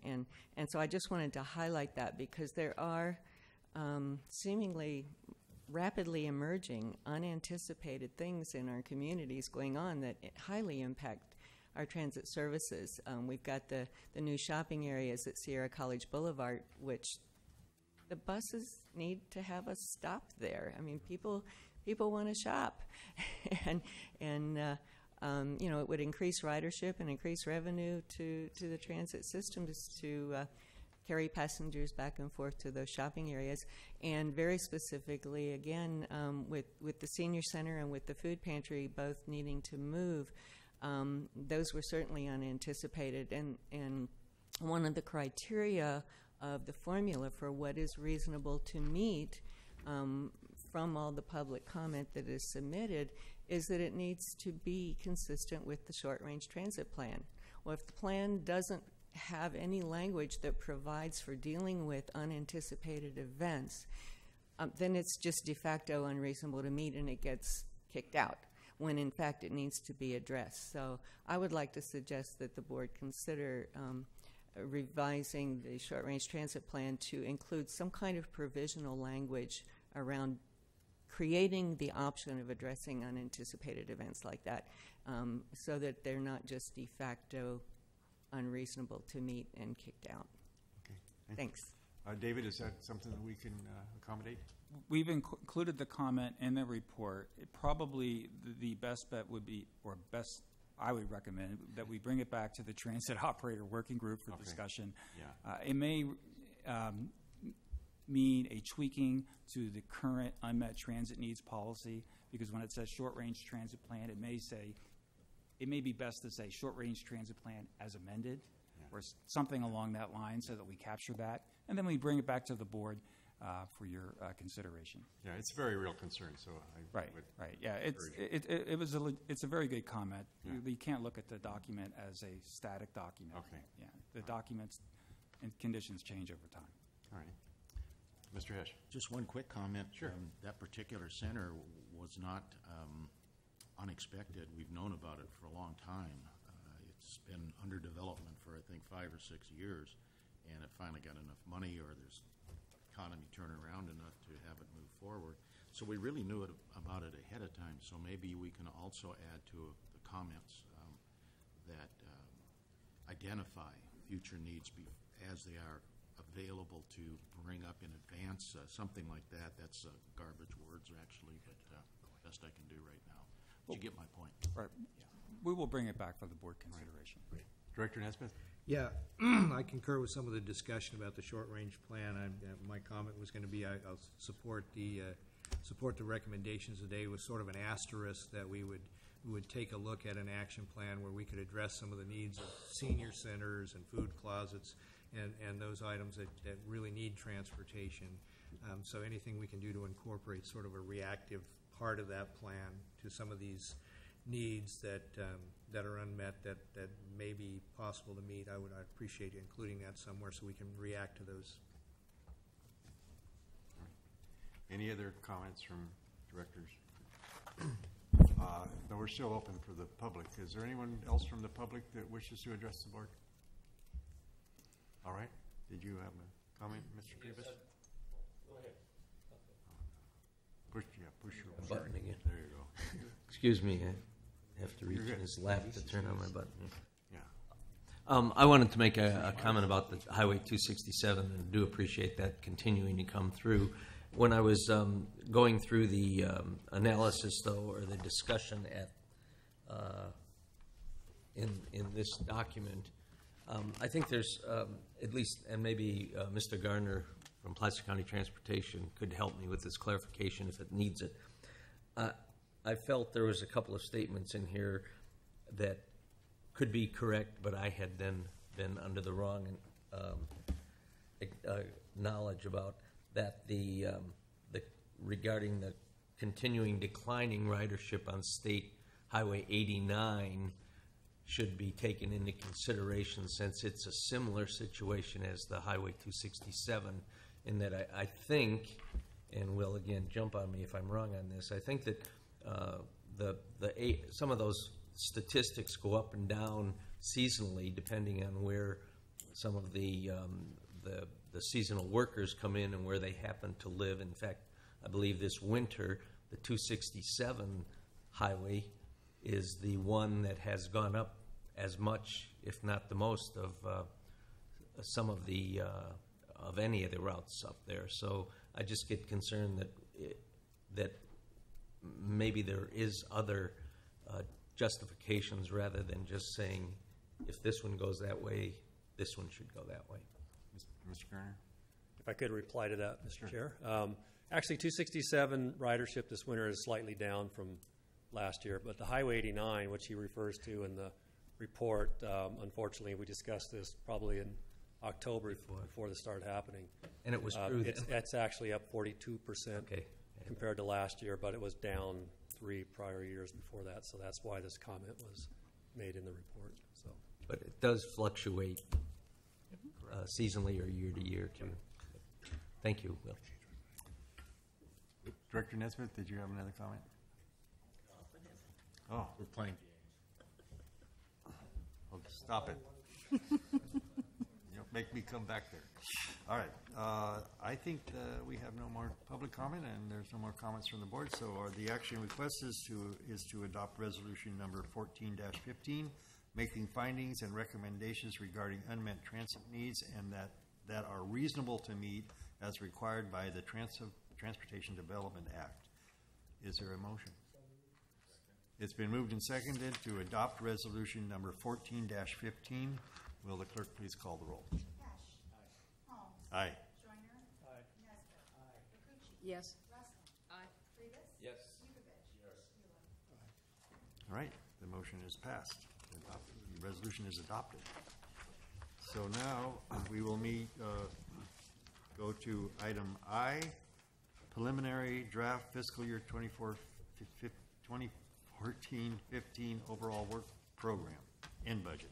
Yes, this one's mine. right. Good morning, Good morning. finally, Chair Holmes, members of the board. This is the preliminary draft overall work program and budget for next fiscal year. This is required to be provided to Caltrans by March 1st of every year to start off the discussion of what we're going to be doing next year and how we're going to be spending our money. Briefly, the highlights here are somewhat static in that we are continuing, we've taken on a lot of tasks in the current year's fiscal year, and we are continuing those on to next fiscal year. Those things like the widening of Highway 65, we're working on the 8065 interchange, the auxiliary lanes, we're working on the regional transportation plan, which you'll be hearing more about in just a moment. And then all of our base tasks that we do every year, the Transportation Development Act, which we were just working on, the Freeway Service Patrol, et cetera. We are, of course, continuing on our quest to figure out our transportation funding strategy and how we're going to move forward on all the projects that we are planning for. Same staffing as with this year, 6.9 full-time equivalents, and our budget balances. With that, I'm happy to answer any questions. Any questions from board members? Question on the Freeway Service Patrol. Mm-hmm. It's been very effective, but lately I've noticed, or I haven't seen, I've seen cars disabled between Horseshoe Bar, let's say, and Douglas. Mm-hmm. But I haven't seen, as frequently I did in the past, the tow vehicles. How does somebody get service if they're broken down on the road? The Freeway Service Patrol does patrol the area, or they can call the CHP will call it in. Okay. And have Is there any way? Does anybody ever have any signage that says, broken down, call, or so that if you break down on that part of the freeway, you know that there's a freeway patrol? I swear I saw it. No, the idea is for the patrol to find you. Oh well, lately that hasn't worked as well. Well, they can be servicing someone else. They can be, busy or patrolling a different part of the beat. Yeah, okay. So it may just be a timing thing. You're seeing them just at the... I'll look for signage somewhere in California. That's okay. And then the Bucks for Bikes program, I noticed that, is that just in the city of Roseville?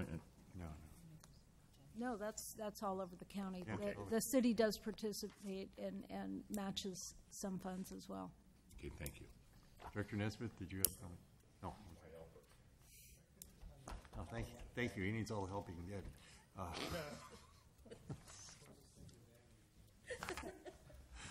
All righty then. Now, anybody in the audience wish to address the board on this item? Seeing none, I will... Oh, wait. Oh, sorry. Sorry, Tank Miller again. Actually, I'd like to respond to Mr. Yukovich. Yeah. I think it's on Highway 58 that there are signs that say something like call 511 for highway service patrol. And then that goes between Barstow and Bakersfield and past Edwards Air Force Base and all that. So you're pretty remote out there. Yeah. And so anybody with a cell phone could call if they saw a car on the side of the road.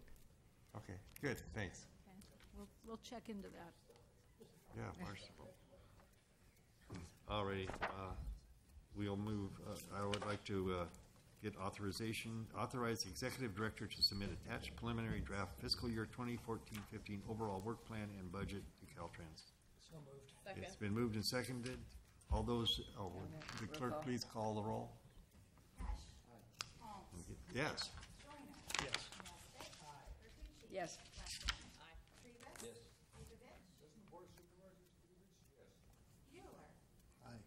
No, we don't get it. Don't tell anybody. Supposed to now. What? All right. Well, our executive director is on top of it. I'll tell you that right now. All right, so now we'll move to item J, the 2014 Regional Transportation Improvement Program, RTIP amendment. Yes, this item is to amend the Regional Transportation Improvement Program that the board adopted past December.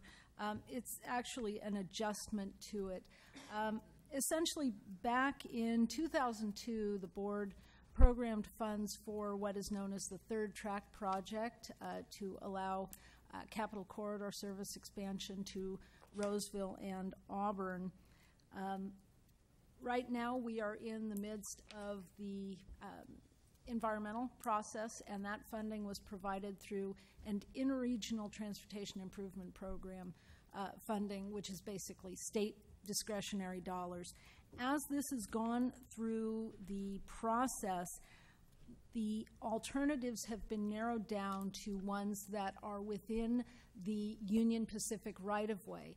And as such, different than highway programs where you have to do environmental, then design, then right-of-way, then construction, projects that are done within the UP right-of-way are considered design-build, which one contract does the design and the construction. So in reflecting that, CTC staff has come back to us and said that we need to instead program these funds under construction instead of design. So it's the same dollar amount, it moves the year of construction, but it changes the category to reflect this change from what we'd anticipated, which was an alternative that was outside of the right-of-way, now within. So staff recommends approval. Any comments? So move the action requested. It's been moved and seconded. Before we take action, is there anyone in the audience wish to address the commission? Yes. If I might. Yeah. Because we've been doing this for many, many years. So now where might the station be? Within the right-of-way. It's not going to be outside of Roseville? It will likely be somewhere within the Roseville area. Well, there are a number of alternatives, and they are all now on the north side of the tracks. Okay, thank you. All right, we have a motion and second to adopt Resolution 14-14, amending the 2014 Regional Transportation Improvement Program for Placer County to move $3 million from design in fiscal year 2014-15 to construction in fiscal year 2017-18. Will the clerk please call the roll? Esch. Yes. Holmes. Yes. Joyner. Yes. Nestor. Aye. Bertucci. Yes. Westland. Aye. Rivas. Yes. Yukovich. Yes. Mueller. All right, the has been adopted. And now, item K, we're going to receive a presentation about the PCTPA Regional Transportation Plan and the SACOG Metropolitan Transportation Plan development process. And I believe Mr. Matt Carpenter from SACOG is here to do the presentation. Good morning. Nice Oh, I'm sorry, Your Mr. staff. White. Just a correction, I'm Aaron Hoyt, one of the PCTPA staff, new addition back in late October. So I'll be leading the presentation, and Matt Carpenter, who is the Director of Transportation Services at SACOG, will be participating in the presentation with me. We view this as an important first opportunity to start talking about the Regional Transportation Plan. And some of you were on this board when the PCTPA developed and adopted the last Regional Transportation Plan back in 2010.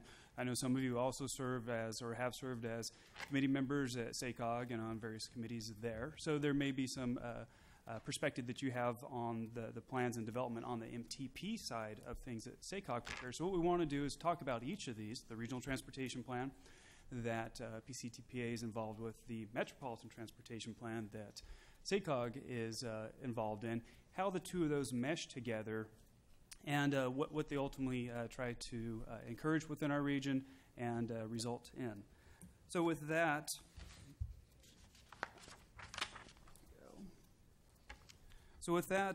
both the Regional Transportation Plan and the Metropolitan Transportation Plan are similar if you look at the face of them. They are long-range transportation plans, but they are developed to meet different needs. PCTPA is the designated regional transportation planning agency for Placer County. So our role in charge is to develop the long-range coordinated transportation plan for all of our incorporated cities and in the unincorporated county of Placer. SACOG is also a designated regional transportation planning agency under state law for the counties of Sacramento, Yolo, Yuba, and Sutter. In addition to that, they are also the responsible agency to develop and address SB 375 of 2008, which requires them to develop a sustainable community strategy. And that is a sustainable community strategy for those four counties, plus the county of Placer and El Dorado. On top of that, they also have the requirements from the federal perspective that they are the metropolitan planning organization for the six-county region. So within each of those different charges, there's a separate set of boxes, if you will, that we work through and check off at the end of the day. Now, if we look at how do each of these plans relate to each other, how does planning occur? This board's heard a number of times, and within each of your respective jurisdictions in the cities, the planning occurs. It occurs at really many different levels. It starts from the bottom up with the local plans. These are the general plans that contain the circulation elements of the timing and the identification of local infrastructure. Also contains bicycle master plans, in some instances pedestrian master plans, and our short-range transit plans that identify future transit improvements. So each of these plans are developed at the local levels, and Caltrans has a purview of looking at the state highways and freeways. Each of those plans then filter up through the regional planning level at PCTPA. All these different ideas and concepts for future transportation enhancements are then incorporated into the Regional Transportation Plan. Those plans are there then because of, again, state and federal requirements that are different. We work through SACOG to incorporate these transportation improvements into the Metropolitan Transportation Plan. So down the road, when a number of the jurisdictions, or any of the jurisdictions, or PCTPA itself is the lead on a project, and there is federal dollars tied to that project, the feds will look before approving the allocation of funding, is that project within the Metropolitan Transportation Plan? If so, then let's move on into design construction phases of this project. The Metropolitan Transportation Plan also serves the purposes, and actually there's a dual path here, that the projects that are contained within the Regional Transportation Plan and Metropolitan Transportation Plan flow into what is then the Metropolitan Transportation Improvement Program. So that is the element that I mentioned when the feds and even the state look at to release dollars, they look to this Metropolitan Improvement Plan. That is really the first 4 years of the regional and the Metropolitan Transportation Plan. So we have the larger plans that then filter into a smaller 4-year window. The Metropolitan Transportation Plan that incorporates Placer's Regional Transportation Plan then filters up to the state level. State also has their own requirements that are established by the Federal Highways Administration and federal government to coordinate transportation planning at the state level. So they are looking at how each of the metropolitan planning organizations within the state are addressing SB 375, the Sustainable Community Strategy, and how that these metropolitan plans address the long-term goals of the entire state's mobility needs into the future. If we move away from that, really, earlier we were talking about airport land use compatibility and flights of airplanes. We're going from the 60,000-foot level now to about the 30,000-foot level. So we're bringing it down. We're honing in on the regional transportation plan here. I mentioned earlier it's a long-range transportation plan, improvement plan. They're set as a minimum of 20 years. This next iteration of our regional transportation plan will be 21 years with a horizon year of 2036. The RTP starts out with a set of goals, objectives, policies. Much like any other plans that are developed, there needs to be some guidance, some direction to implement and maintain the transportation vision within Placer County. It also identifies specific improvements for automobiles, bikes, pedestrians, and transit within our county. In addition to that, it looks at what funding revenues will be available in the future, both from state, federal, and any local funds. And can all those projects be delivered over the course of time with a given budget or with a given financial revenue estimates? And that's what we typically refer to as a constrained project list. All the projects that are considered regionally significant, whether it's a widening of a roadway in a local agency to freeway improvements or even transit improvements, all are required to be within the regional transportation plan if that agency in the future would like to seek federal funding for those. So we are in the process of updating the regional transportation plan. The last one was adopted back in September 2010, and we're coming up on the next 5-year increment to update that. This is a great opportunity to look back at the plan, the goals, objectives, policies, the projects, funding revenues, to determine what, if anything, has changed. We know that over the course of, since 2010, we've had a stagnant economy. We know that that is changing now. We know that development is starting to pick up, but we still have a lot of transportation needs that have not been addressed because of lack of funding and lack of being able to deliver those when there has been less revenue. So the first step is to look at the regional goals. Do those still stand? And we will be talking about this in the next agenda item. But we have we have a diverse county from the suburban South Placer County area to the foothills up to the higher country where there's each different transportation mobility needs. We also have a lot of recreation, that there's tourists and goods movement that flows through on I-80 that we also should be looking to address. So our regional goals right now address this broad spectrum, and whether or not there is the need to delve back into those and open them back up for full discussion. Second element is looking at funding availability and project costs. With the enactment of MAP 21, Moving Ahead for Progress in America, that was enacted back in, I believe, 2012 by the federal government, it set up it actually consolidated a number of funding programs. So our upcoming plan will have to reflect those changes in different funding programs and anticipated dollars with that. There's also some uncertainty really what happens with this MAP 21, the Surface Transportation Bill, because it's set to sunset October 2014. That's just right down the road. There's also some uncertainty about federal funds as well as state funding in the long term and how we develop and implement our projects based on fund revenue. So that's something that we're coordinating closely with SACOG and their staff, and through those efforts we'll be bringing back. But this is the right opportunity to look at, well, what is our long-range outlay and our financial resources? This is also an opportunity to look at project priorities. I mentioned that really not a lot has happened in the last 4 years because of development slowdowns, lack of revenues. But this is the great opportunity right now to look at, well, what are our priorities in our individual jurisdictions and also from the regional level. We went through an exercise back in November, December with SACOG staff and your staff members of your local agencies to look at the long list of projects that had previously been incorporated into the Regional Transportation Plan and the Metropolitan Transportation Plan. So we had the opportunity to work through that with staff. Staff identified what projects are still priorities, what projects maybe are new on the list and that would like to be considered for incorporation into the upcoming plan. So we have that opportunity as well. And really the last step of this update process, step of this process is to develop this plan around all these assumptions, around these goals, around these project lists that will ultimately lead us to developing or in order to get through the engineering, the environmental, and actually get these projects on the ground. The other part of that is incorporating these projects into SACOG's Metropolitan Transportation Plan. And that goes back to established memorandum of understanding that we have with SACOG with our projects and how they are incorporated directly into the MTP.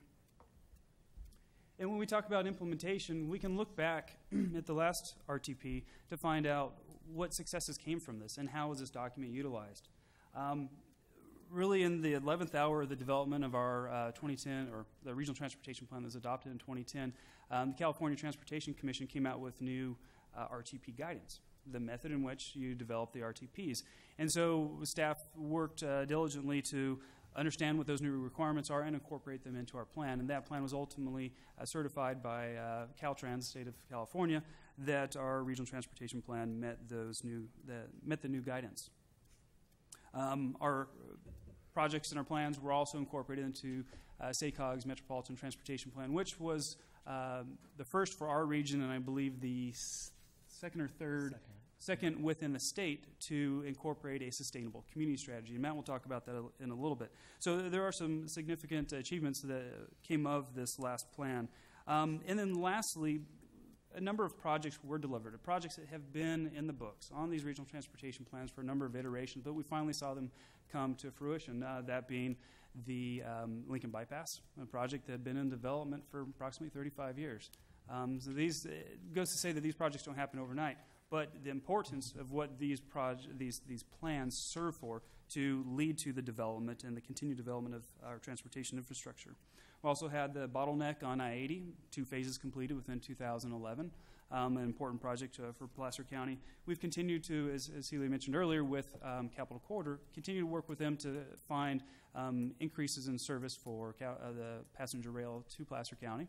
Also have strengthened our coordination, collaboration, and marketing amongst our transit operators. This year we did win a Regional Project of the Year award for our call center, which is kind of a one-stop shop, if you will, for anyone who's looking to use transit services. They call up this number. It's the same phone number, whether you're in the 530 area code or the 916 area code. That service can provide you destinations, bus routes, anything of your interest. So we've stepped up our, if you will, our game on that and have continued to improve on that. And I think most importantly is we continue to pave the way for future projects. That's the I-80 65 interchange, the 65 widening project, the I-80 auxiliary lanes, and continue to look at how we continue to improve our other modes of transportation within the county. So I'll go ahead and turn it over to Matt now to talk a little bit about SACOG and their Metropolitan Transportation Plan and the Sustainable Community Strategy. Right. Go ahead. Thank you, Aaron. And I just really appreciate this opportunity to join the PCTPA team today as for your kickoff of your regional transportation plan. And it's of course, very nice to see a number of common board members that provide ongoing leadership at SACOG. So we're really looking forward to the collaborations ahead to connect our 2 long-range planning efforts. As Aaron hit a lot of these important points, I mean, the SACOG, the Long-Range Transportation Plan, we call it a mouthful, the MTP-SCS, or Metropolitan Transportation Plan Sustainable Community Strategy, and it also is going to go out to the same horizon year of 2036, and it includes many of the same requirements that will be incorporated into the Placer Regional Transportation Plan. It has to go out at least 20 years.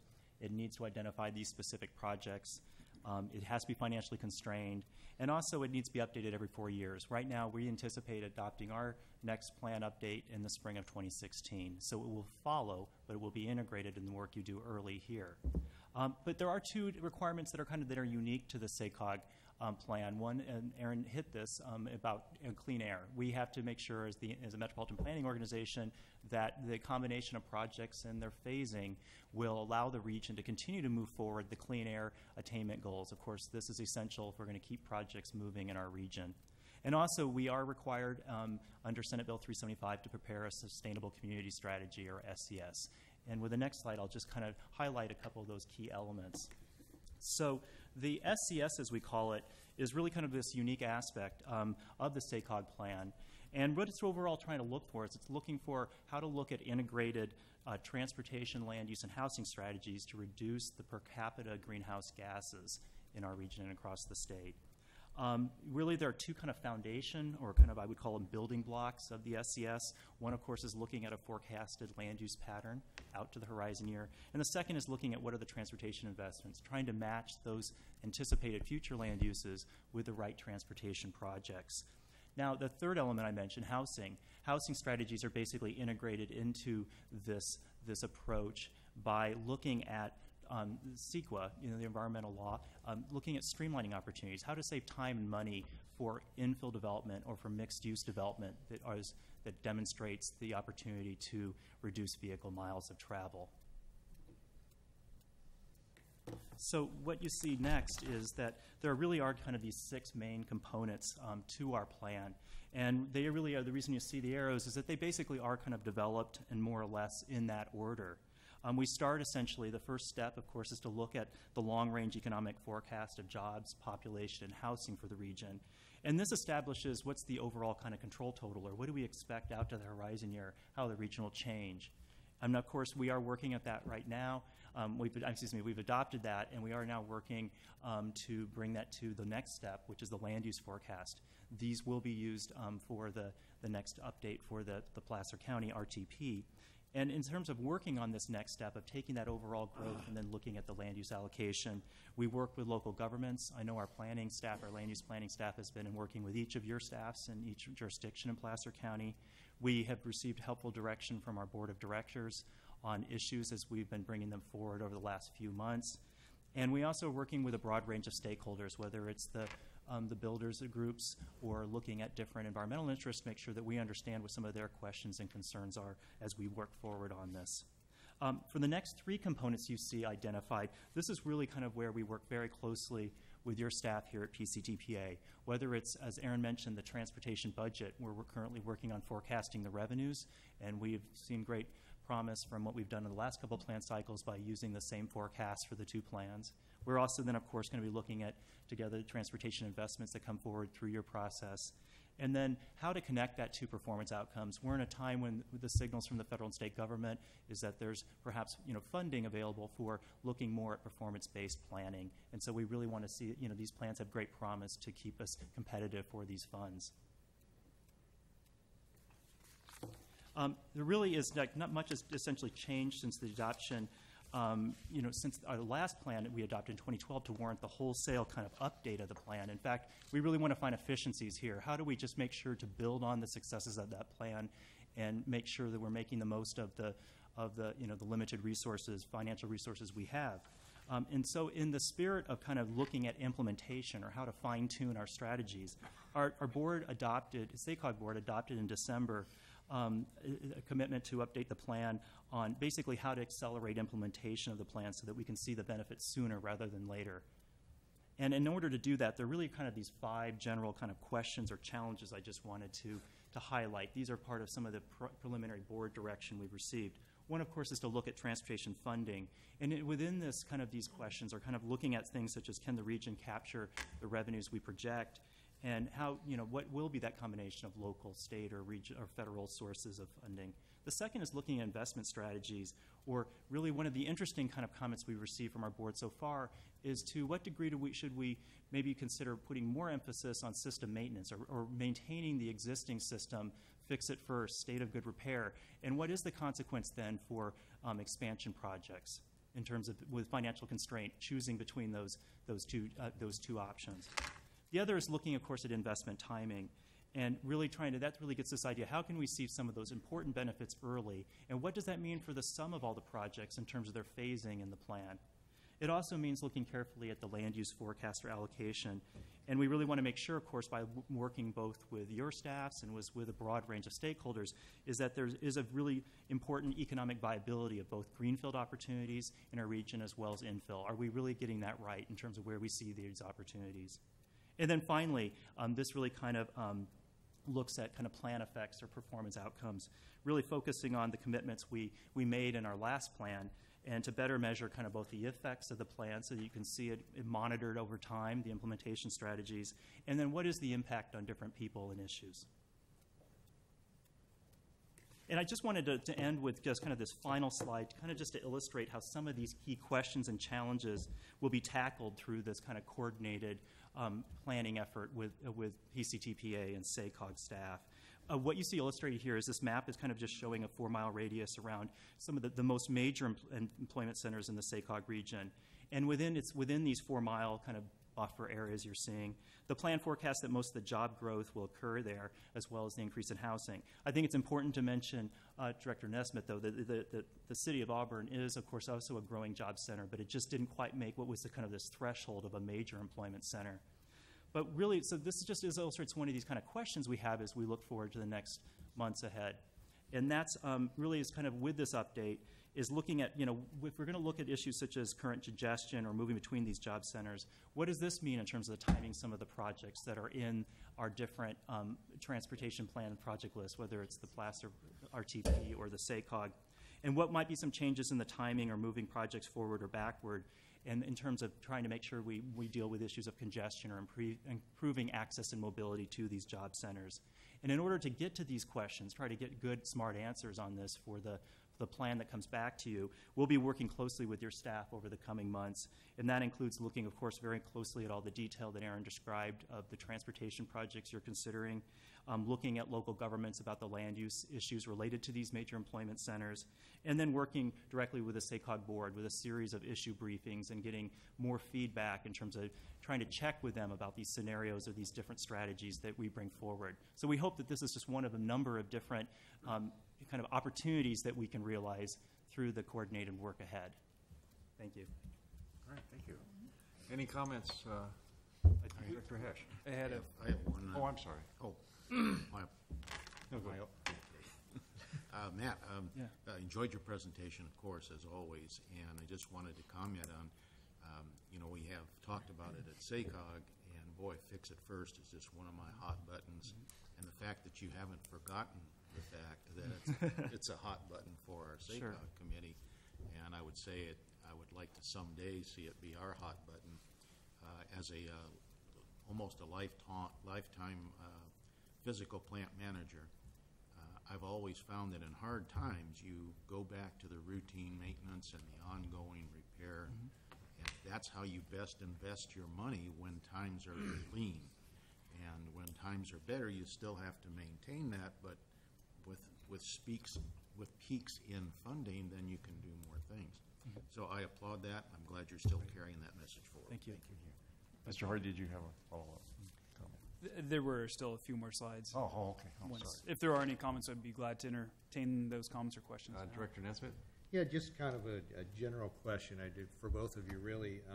Looking at between now and 2036 with, increasing congestion and a lot of the roadways and stuff, you see a greater, sort of a greater emphasis on transit as opposed to roadways, and then between the job centers, especially the transit between the job centers. How do you see that kind of shaping up? What's your sense? Maybe we can answer from kind of our both perspectives. I know here within Placer County, there's still some there's current congestion right now that we're trying to address through some of our major roadway infrastructure projects. Also, I think we recognize that there's a number of residents within Placer County who do look to alternative modes, bus or passenger rail as an alternative, but there's also a large population who's that is their primary mode of travel. So being able to try to find this balance in the future of how we improve mobility for Placer County is really, I think, our challenge and our goal for us. And then I think as the six-county region, I'll let Matt speak to that. Yeah, as Aaron described, there's a lot of current challenges that are going to continue to be addressed through your planning efforts. And as we forecast out to the horizon, your emerging job centers such as South Placer, say Douglas Boulevard, other types of corridors that have a significant and growing number of jobs, it becomes ever more important to offer kind of mobility options in order to make sure that there are opportunities for people to access those jobs. That's what we find as kind of a solution or the sweet spot in other job centers that we've seen in Sacramento County and elsewhere. So we really think that the planning effort that's underway is a real opportunity to look at how to balance those two, because obviously there's a real kind of relationship there between not only does offering more transit service to some growing job center help provide access to workers, but it also does help take some cars off the road, which helps is part of the congestion solution for an area that develops as a bottleneck. So we really want to continue to work together at looking at where those opportunities are. And clearly here in Placer County, which is one of our three major, the South Placer Job Center is one of our three major job centers out by the horizon years, to figure out what is that right balance between transit and road capacity projects.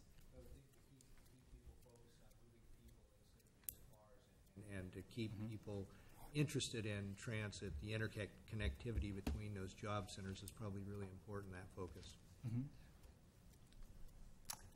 Any other comments before we move forward? All right. All right. We're on the home stretch here.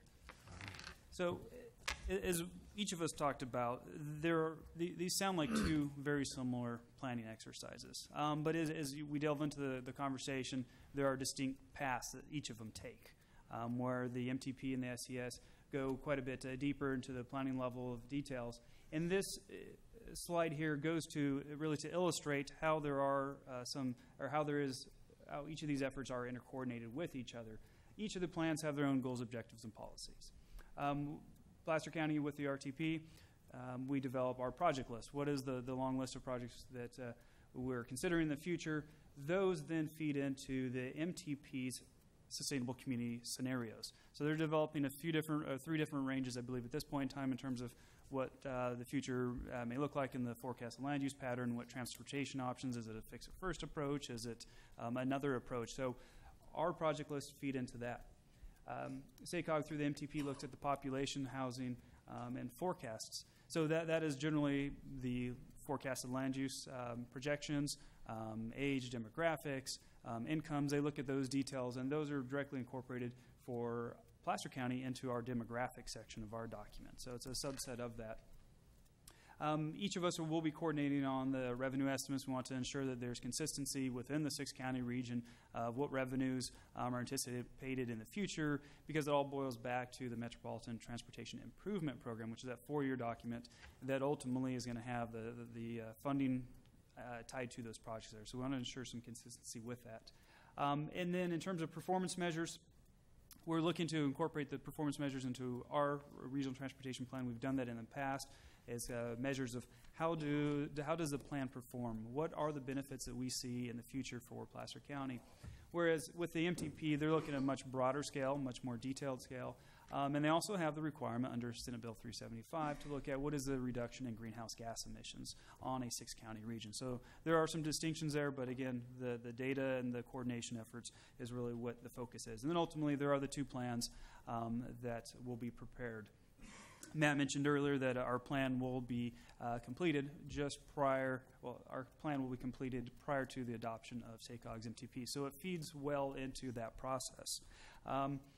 In terms of some of the major milestones, we are right now really looking at the underpinnings of each of the plans.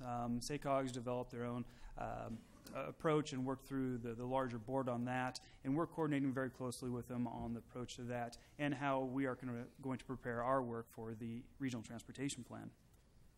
We're also consulting with the local agencies, each of your staff on the projects, and making sure that they are working through with SACOG staff on the projected land use forecast. Ultimately, that is one piece that is up to the local jurisdictions to buy off on, if you will.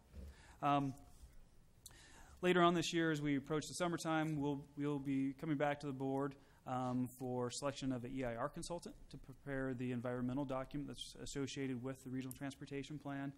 We will also be bringing those project lists after we work through the details to the board for consideration and approval. And then as we move towards the fall, we'll be conducting joint workshops, bringing this information out to the public. What is a regional transportation plan? What is a vision for future mobility and transportation enhancements within Placer County? And then as we transition into 2015, we'll be continuing the work on preparing the document, releasing the draft report early summertime with an adoption in the fall. And so through 2014, our schedules, both the RTP and the MTP, are really in parallel with each other. Towards the end of this calendar year is when they start to divide. We start to wrap up our report. They have a little bit more analysis, as they have many more requirements in a 6-county region to address, that their process will take a little bit longer. So I think within closing, we will be coming back to you with on various elements of the plan to receive direction. We assure you that we're coordinating closely with each of your staff and SACOG on the approaches being taken with the RTP and the MTP, and that we will be coming back for those projects. I think that's the main, one of the main focuses. What are the projects that we are considering over the long term? What are the timing of those, and how much do they cost? And do we have enough funding to deliver all those projects over the forecasted lifetime of this project? So we're really, with that in closing, we could delve into a lot more detail on the logistics of all this, but we'll save that for another discussion. I think we've had a long agenda here today, but in wrapping up, just assure you that we are working together on this, and be glad to take any questions, comments that you may have. Okay, thank you. Any questions from Mr. Yukovich? Yes, thank you. You have a question? Well, just a comment, and I don't mean to kill the messenger, okay? So don't take this the wrong way. You know, what's neat about Sacramento and the Metro is that we have the 2 oldest freeways in California, 40 and 50, and that's all we have. You drive other places, and they have new freeways, they have new parkways, they have new everythings, but we don't. We have your SACOG's plan for the belt around Rancho Cordova. I don't know what status that has, but not as good. But we... You forgot about the bypass. the bypass, okay. I'll add in your bypass, Celia. I will add that in as a nice 7-stretch. Don't go to Santa Clara County because you'll see miles. But my point is, the one thing, and I realize it's up to the board and not you, the one opportunity you do have, though, in the near future to improve the traffic circulation around here is the Placer Parkway. And that should get the #1 funding from SACOG. It's the only thing that's going to help alleviate some of the traffic on Interstate 80. So that's my main comment, because we've attempted a lot of things, but over the years, look back, other than the 65 bypass, it's the only thing we've basically built in the last 50 years in this region. That's my comment. Okay. There's another light on there. Is that you? Oh, that was just for him. Oh. I got all these guys pushing buttons. Oh, okay. All right. Let's see. Just a quick comment, if I may. Matt and Celia have both heard this from me before, and they'll hear it from me again. As we look out at that 2036 planning horizon, we tend to look at our planning given existing technologies and continuing to do things the way we always have. Please always keep an eye on emerging technologies and their ability to increase capacity on our existing roadways and how that could affect that planning into the future and possibly even eliminate, frankly, the need for Placer Parkway. Not that I'm trying to eliminate that, but if we can triple, quadruple capacity on existing roadways with emerging technologies, we ought to be keeping an eye on that and at least including it as a potential alternative moving forward. I would add that both Matt and I keep a close eye on emerging technologies, and one of the benefits of updating these plans every 5 years is that as those technologies become more viable, then they can be incorporated. We see them out on the horizon, but we don't know whether they're going to come together and how they might come together, and it makes it difficult to incorporate them in the short term. But as they start to come online, they will absolutely be part of future plans. All right. Any other comments from directors? All righty. Thank you so much for your presentation. It was well done. Thank you very much. Okay, where the hell now we're on item L, draft goals, objectives, and policies for the regional transportation plan. That will be me again. You, okay. For the second time today, second time in my career. As I mentioned earlier, this is really the first step for the regional transportation plan, is looking at goals, objectives, and policies for the plan. The goals, objectives, and policies are used to identify, prioritize, and develop our future transportation system, as well as maintain it. It contains a number of objectives and policies on how we will get to meeting those goals. And so within your board packet, there was, I believe it's about 16 pages worth of goals, objectives, and policies for you to have reviewed. And those represent PCTPA staff at this point.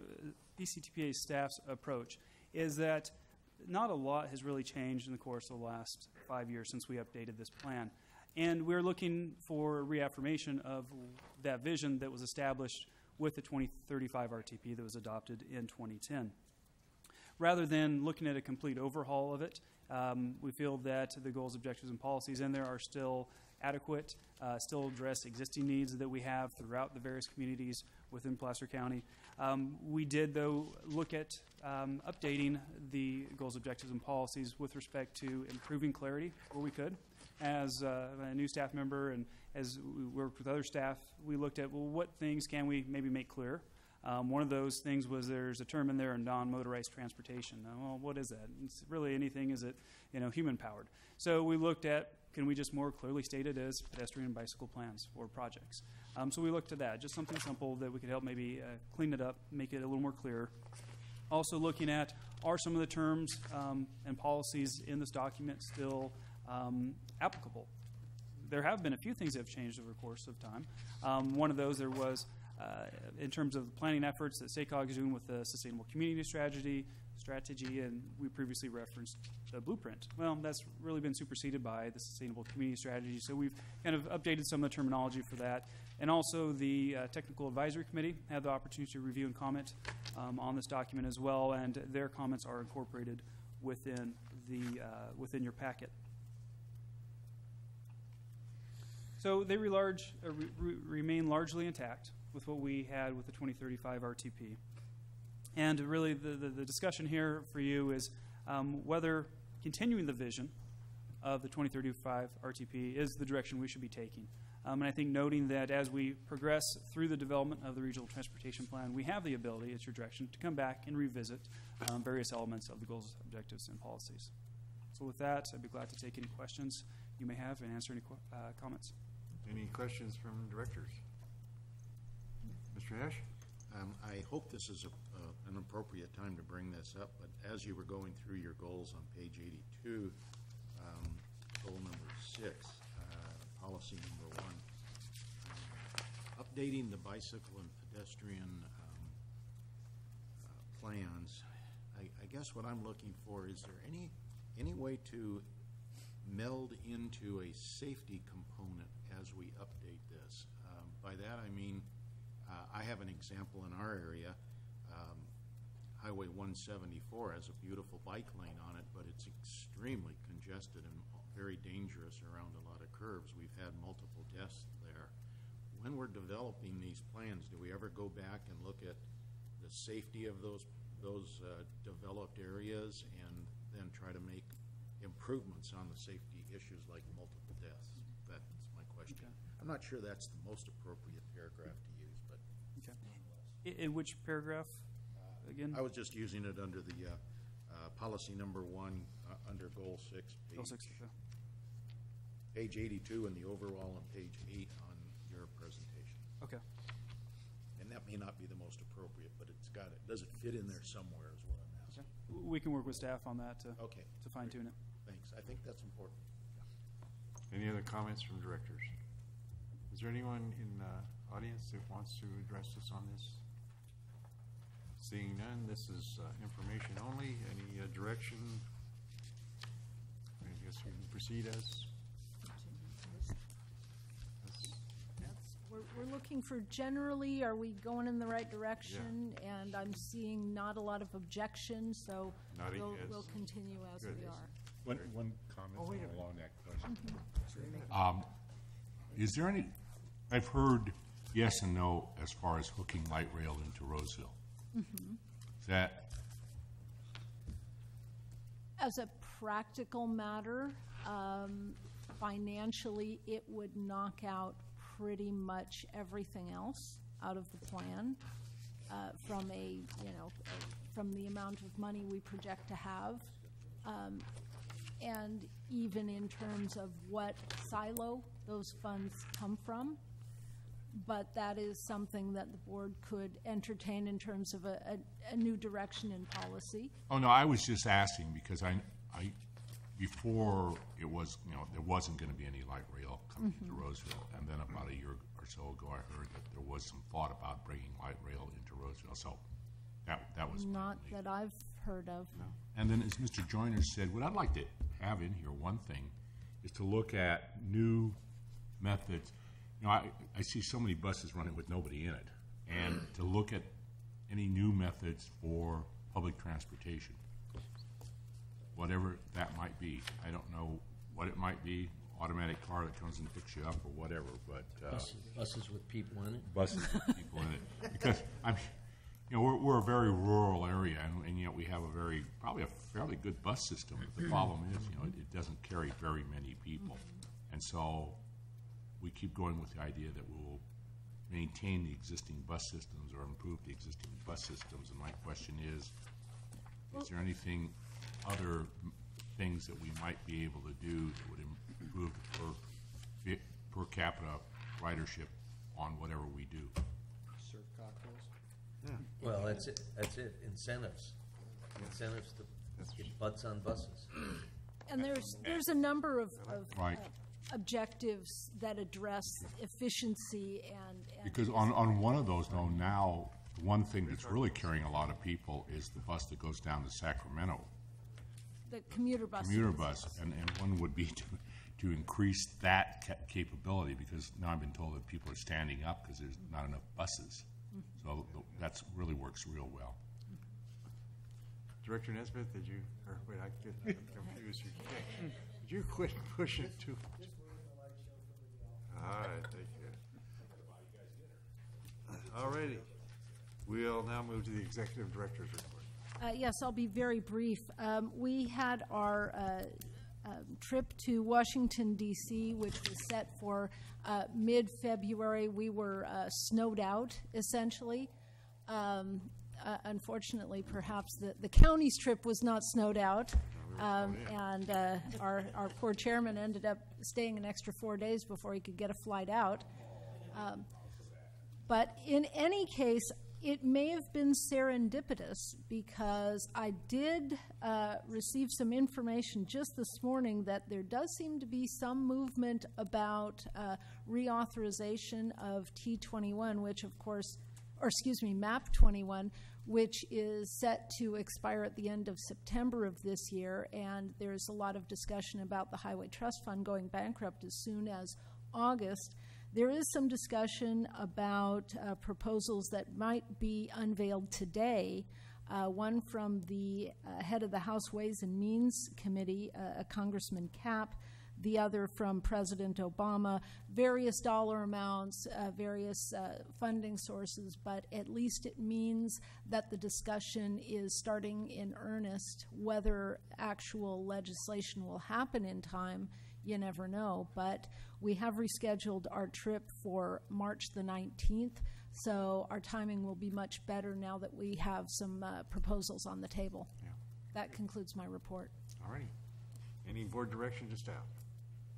Seeing none, we will adjourn the meeting. Thank you so much, everyone, for your presentations and your patience. And we'll be moving towards Sparta, which has been delayed from its 10:45 start time. We'll be starting that in perhaps 5 minutes. Okay. Yes.